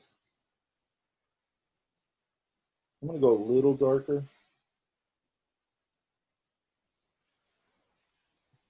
And I could, you know, I could even start with an oil brush here. Let's wait a minute. Let's get on a different layer. And sometimes I do like to start with some kind of funky brush.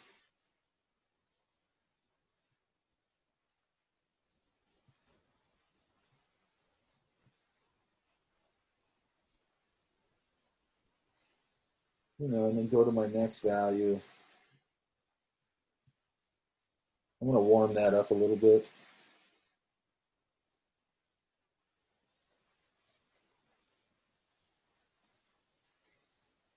And a little green. Yeah. And then I might start to play with these edges a little bit.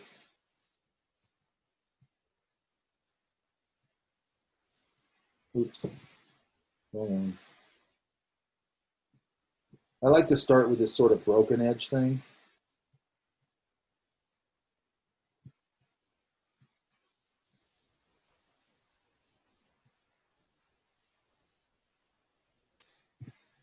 But I got to establish the three values. So let's go, let me go back here. Let's get a little too away from me.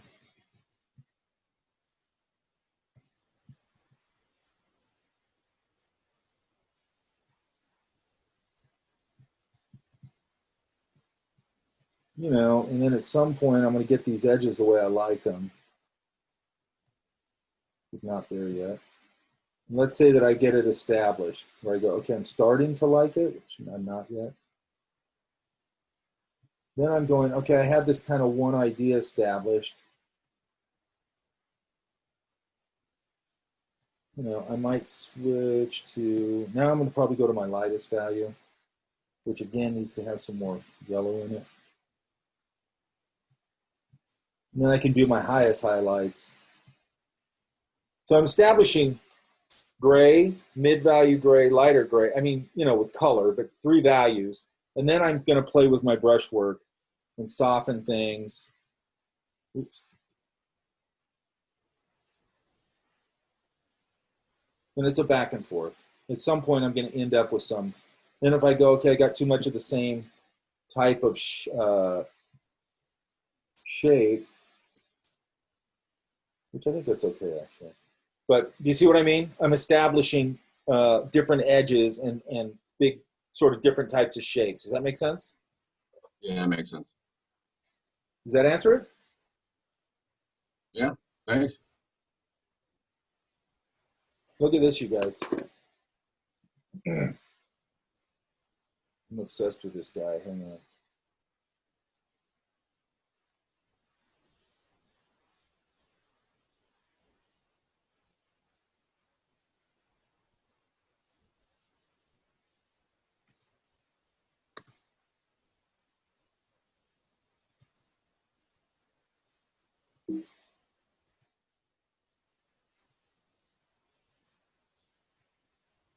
Look at this dude.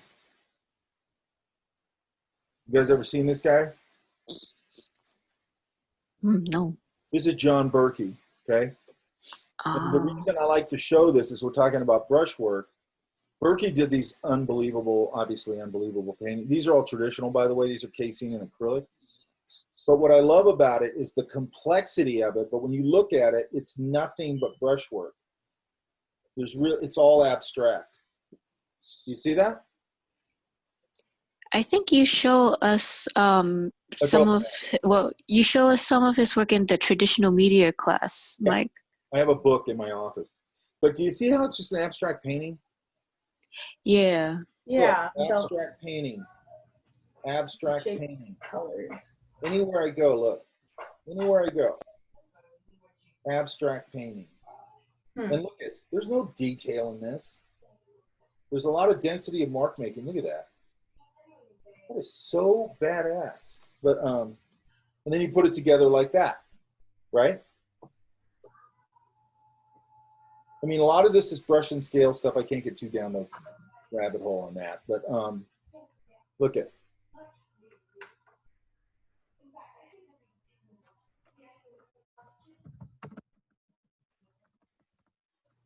I mean, that is. Yeah, big abstract painting. You guys see that? Yeah?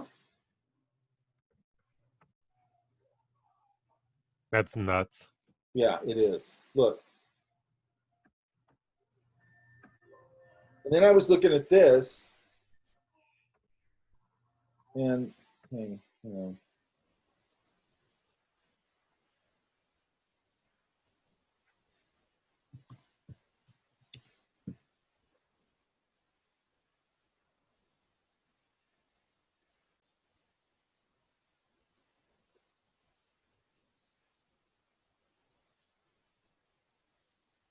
so.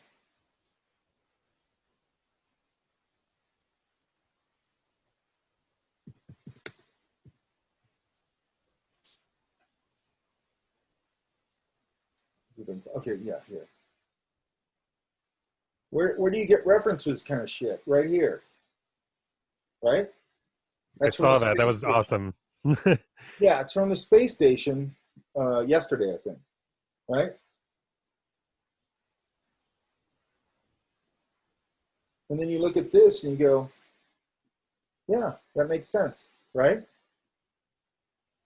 Totally. Don't go to look at Star Wars concept art when somebody says we need to do this space thing. That's the last thing you do. Does that make sense? You go to the headwaters. You go to military aircraft, spacecraft, futuristic renderings of future space things, satellites, assembly line robots.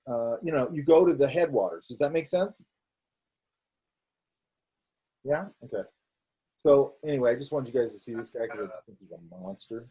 Do you think, I just have a question. So do you think he sets up some kind of a line work or grid work beforehand? Because like his lines are so straight for, you're saying. Well, what he's doing there is, yeah, he sets up a drawing. Because I learned a lot from this guy. And I actually had one that was similar to this, actually, now that I look at it. Only the ship was the other way over, but it was just like that. And it was in gouache. Wish I still had it. But yeah, he would set up a drawing or whatever, and I would guess that it was just landmarky. Right. So because you're going to build a lot of that just out of your brain. Like you're not going to, at least I don't. I'm not going to plan all that All the angles and all those shapes, right? But and what he's doing, to your point, all those lines and stuff, that's called brush and scale. So you're using a scale and a brush and you're running across it, and that's giving it the look of like, and you can do it in Photoshop. That's giving it the look of like structure, and then you break up those angles some more and break up those lines a little bit with bigger shapes, smaller shapes, and dot things over it, and all of a sudden it starts looking very complex, right? And what I want you guys to understand here is this isn't just about painting. I mean, we're talking about painting right now, but that's cool. This is about design, okay? It's about how people read what you're doing, right? So if you're a graphic designer or whatever, man, job one, if you're a graphic designer, is communication. Like, people should not look at your work and not know what it's communicating, because that's what a graphic designer does, okay?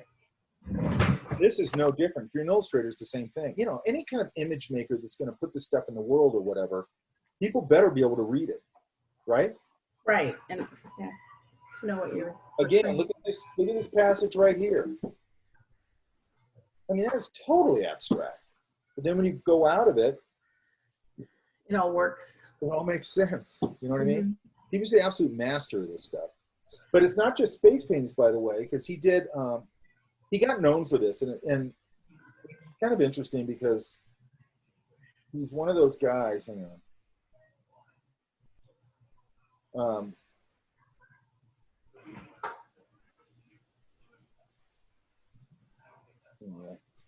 Sorry. He's one of those guys that, like, you look at this stuff, you got kind of get a picture in your head of who he is or whatever. But, you know.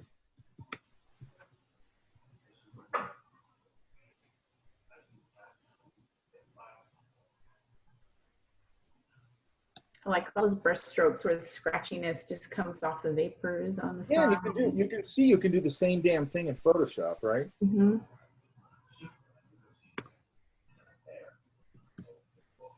Try to find him here. Hang on. Is there a way to paint straight lines with the brushes? Yeah.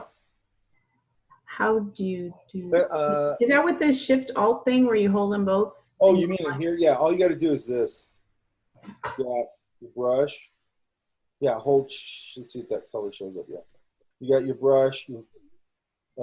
Shift Alt or something on Shift, and then where I end up over here, just draw a straight line. And then if I go down. Oh, okay. Down, wow. Go down here. So I'm just. Nice. So if I was doing what he's doing in Photoshop, it would just be a series of this kind of stuff. Okay. Great. Okay, that's good. I'm trying to find this thing. Hang on.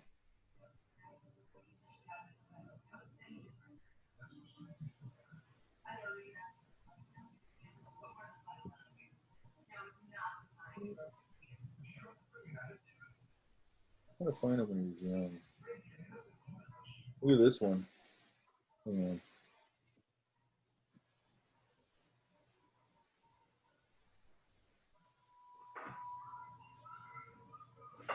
Right? And that's a comp, by the way. That's his comp. That's not the finish. Right? But that's probably how he figured most of them out. But, God damn it, I keep kind of. It's really nice. Yeah.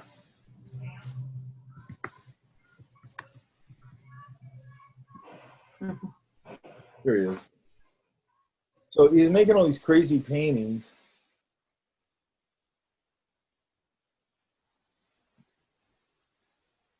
But he looks like a little banker or something. You know what I mean? Oh my gosh. So not like an artist. But that's how, yeah, he's an illustrator, man. Wow. And I know I'm going on a tangent here, but if you see this right here, see this mirror up here? So what he had is he had another mirror at the other side of the room. And instead of having to get up, put the painting over here and look at it from 10 feet away, that mirror, he could look up and see it from across the room, flip. So he could always see if his shapes were working, right? Yeah. And then That's really smart. Yeah, that's really really like good setup. someplace. So this is his basement, or I think it was a basement thing. There's a window in this one, but he had microphones around his property so he could hear the birds and stuff in his studio. Oh, Cool. I just think that's cool. And it's like, this is the guy that's making all these insane paintings, you know? yeah. And he uses oils. No, this is casein and acrylic. Oh, okay.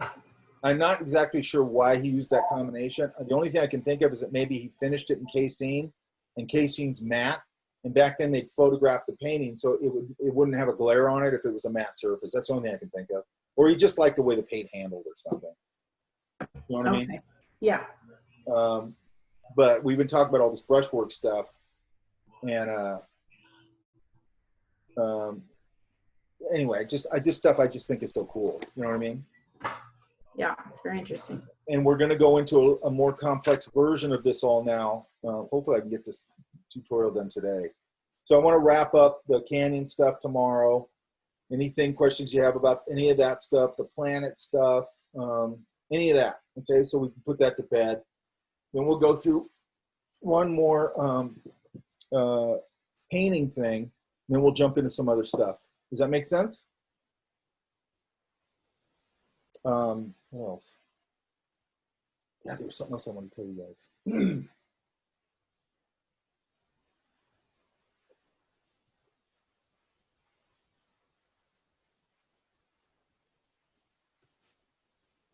You know, and he did regular stuff too. He did a lot of regular stuff too, like that. All right. It wasn't all Mike, just stuff. Yeah. did you know they closed the museum again? Oh, because of the coronavirus? Yeah, for another Yeah. 3 weeks. Yeah, they're So closing everything. at least you get to see it. Yeah, I mean, I am glad I got to see it. But what's really bumming me out is they got a Michelangelo show over at the Getty right now that I can't go see, and that's driving me crazy. Oh darn, that's right. I think it's I wrong. wanted to see that one. I think it was Jim was saying that it was like a lot of his original sketches are there too. Well, if there's not originals, I'm not interested. You know what I mean? Yeah. I want to see the originals. Like I don't know if I've ever stood in front of a Michelangelo drawing. That's probably like, whoa, you know what I mean? Right. I mean, that's Michelangelo, you know? Mm-hmm. I've seen an original. It's a whole different experience. Like you go to a museum. That's why I love going to museums all the time. Is you get your mind blown all the time. You know what I mean? Like you see stuff and go, oh my God, like this is unbelievable. You know? Whether And it's print never does it justice. No, you can't. The only way you can experience a painting or illustration really is like if we looked at these Berkey paintings. I was just thinking this yesterday. I was like, I wish somebody would do a show of these because I've never seen one in person. These things, as mind blowing as they are in reproduction, they're mind blowing if you see them in for real. You know what I mean? So always try and get in front of paintings, and also try and get in front of things that like maybe you don't necessarily, it's not your thing, but you need to be able to look at it and go, it's not my thing, but that's really well done, or whatever. You know, be able to appreciate it. Because what I see a lot of the people, and it's a lot of people, not just students, a lot of people, like they're illustrators or realist painters or whatever, and then go to an abstract show, which is a really cool show, and they're like, oh, this stuff sucks. And it's like, really? Like, I don't get, that doesn't make any sense to me. It's like, I understand it if it's not good work, and you go, I don't think this is good work. But I think it's weird to shut yourself off from certain genres because you're part of this tribe or that tribe. I think that's all a bunch of crap. Go look at all kinds of stuff, I think, and it's so much, I just think it's fun. You know what I mean? Does that make sense? Yeah? All right, hang on, I want to look at chat.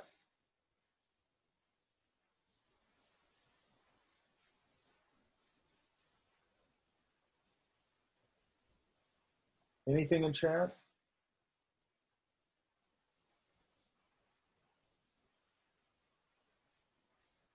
Well, that guy has a free download for cloud brushes. I didn't know that. Yeah, the link you sent us. He has a Yeah. Dropbox. That's how I made my clouds. Oh, right. Me on. too. And look, in this class, man, I'm not going to get, I think when I first came to Fullerton, I don't know if it's still like this. A lot of people thought I was all purist about everything. I'm not like that.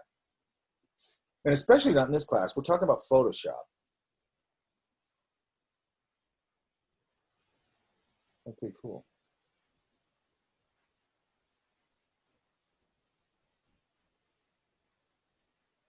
Okay. What about anime, John? Do you think we should go look at that too? Just kidding. No. I mean, Everything but that. no, you should.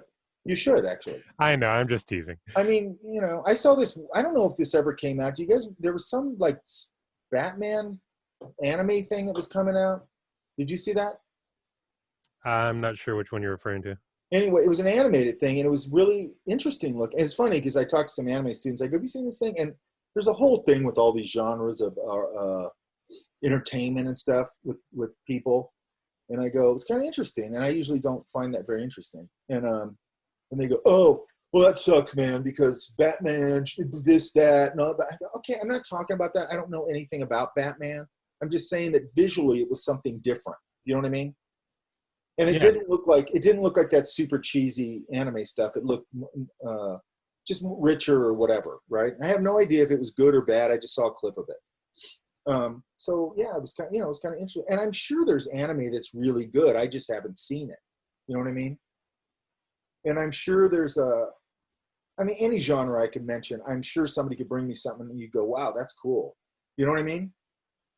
So yeah, look at it. The problem I have with it is just it tends to be, at least the stuff I see, tends to be really poorly drawn, poorly designed, and it's just really cheesy. Now, I like a lot of cheesy stuff too, so you know what I mean? What I'm saying is don't draw from that. Don't take any cues from that. Don't incorporate that into your work because it cheeseballs up your work. Does that make sense? Yes.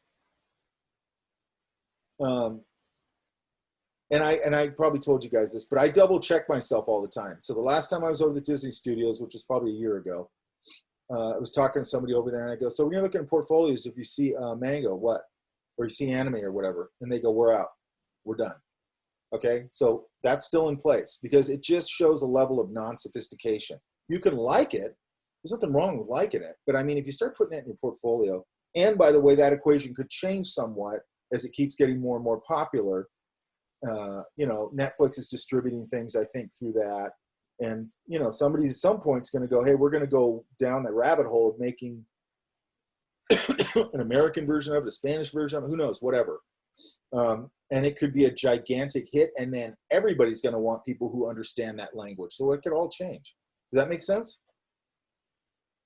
I'm always willing to be wrong. Okay. But I think you're better off looking at really high level stuff like this Berkey guy. You can look at that. Don't go, "I want to be as good as that." Go, "No, I want to be better than that." Okay. And shoot that high. Because even if you miss a little bit, you're still going to be pretty damn good. You know what I mean? Don't try and be him, but get inspired by him, right? There already was a Berkey, and that's it. And he's gone now, by the way. All right. Any other questions? We're all good? So I'm going to get my finished canyons tomorrow. We'll do one more round of those. And then we're out of that. And hopefully I'll have this whole thing done today, hopefully. I still got to narrate it and all that crap. So and then I got a meeting at 2, so that's going to eat up an hour and so on and so forth. And if not, I for sure will get it done tomorrow. And we still have to kind of finish this stuff out. There's a couple tools I think I want to go over tomorrow, so on and so forth. Does that make all this make sense? Yes. Okay.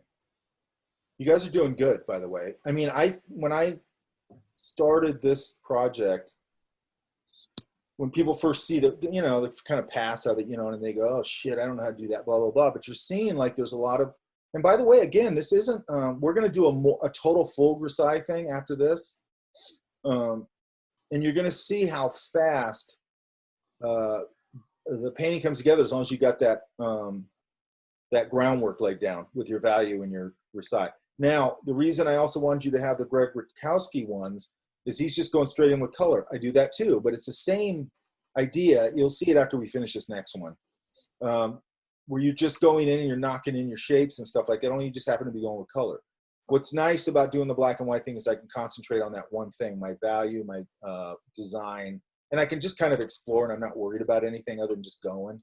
So it works really well for me if I don't have a plan in my head, I'm just kind of going. Does that make sense? Yeah. And then I always end up going opaque. So it gets me started faster. It just gets me going faster. Like as soon as I do a pass of color on this thing, it's like, boom, it starts looking like a painting. I get excited. and I start, barreling down towards the finish, all right. I think I know there was something else I want to tell you guys. Of course I can't think of it. Hey, Mike, can I ask a favor of you? Mm-hmm. The space challenge from Proco, I did a couple like comps. Can I send them to you to see what you think?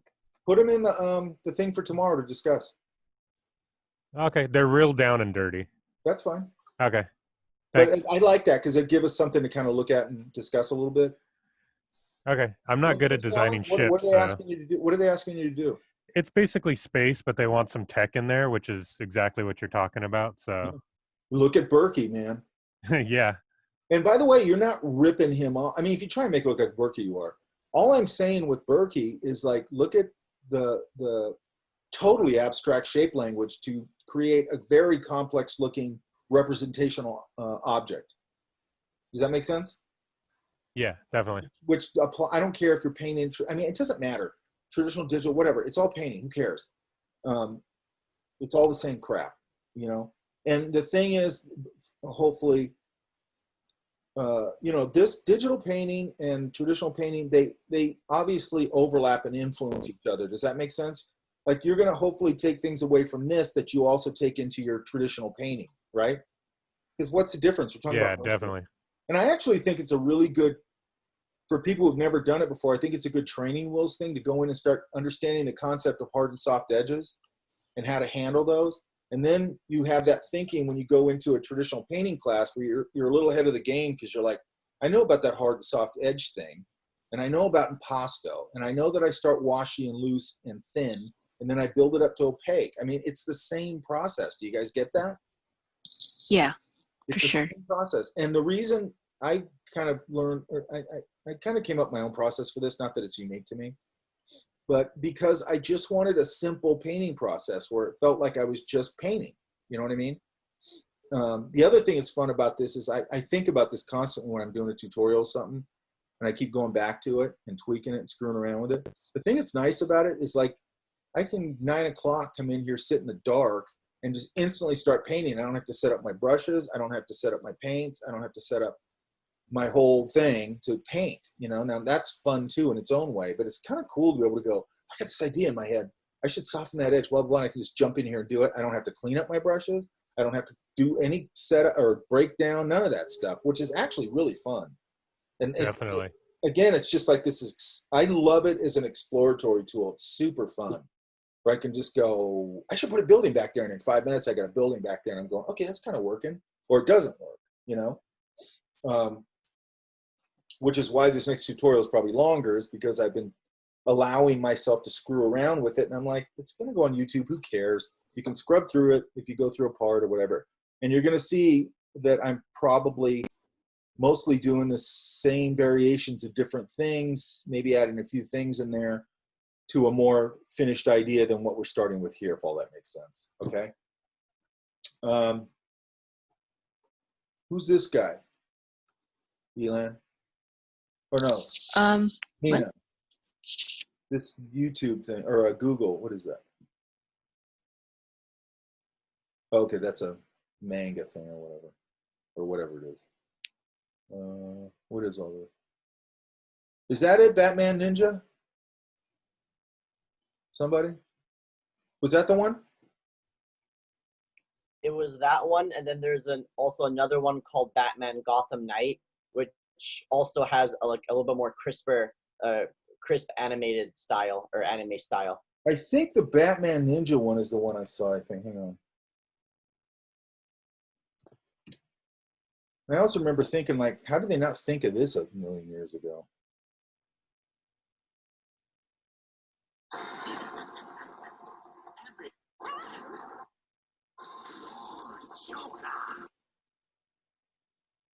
I'm not sure if no, that's not it. I don't think. Now, it wasn't this cell shaded looking. You know what I mean? I don't know, maybe. I'll have to find it. Was it any good? Anybody? I liked it. I can watch stuff for the visuals, but like a lot of those, like that kind of stuff, I don't care about the story. Yeah, the visuals were pretty good. I was impressed by the trailer, which is why I went ahead to watch it. So yeah, there was I'll have to find it. I don't know if that's it. I don't remember it looking that cell shaded, but maybe it did. I remember it looking more, I don't know, inky or something. I can't remember. All right, you guys. Okay, you guys, I'm gonna let you go. What time is it? Oh, it's 1. Okay, same drill. I will put up this, and hopefully I'll get the tutorial up. It's long, so I don't know how long it's gonna take me to export it and then upload it to YouTube. Sometimes it takes a while. So hopefully I can get that done by tomorrow. If I can get it done by today, I will put up everything today so we can have a conversation by tomorrow. Does that make sense? okay, so if you upload the video by today, just watch it to get ready for tomorrow. Yeah, you can, and you can kind of, because it's going to be long. I'm guessing it's going to be about 2.5 hours. Mhm. Again, the good thing about YouTube is you can kind of look at it, go do whatever you got to do, come back, it'll just resume where you left off. You know, certain parts you can scrub through it, and you know, you Yeah. can just kind of get an overview of it, because the main thing I want to do is just go, here's our next project, okay? Sounds good. Which will sort of Sounds be good. an extension of this. We're just going to take it a little further. And I'm going to give you a file that I used for mine, but you know, we'll talk about that tomorrow. You can get a different file. I don't care what you want to use, or what, but you know, as long as it's super, we'll talk about all that tomorrow. Does that make sense? Yep. Yeah. Okay, you guys, and I'll see you in the morning. Great job, everybody. Thanks, All Mike. right. All Really right. good job, everybody. Thanks, Mike. Thank you. Okay. Bye. Bye.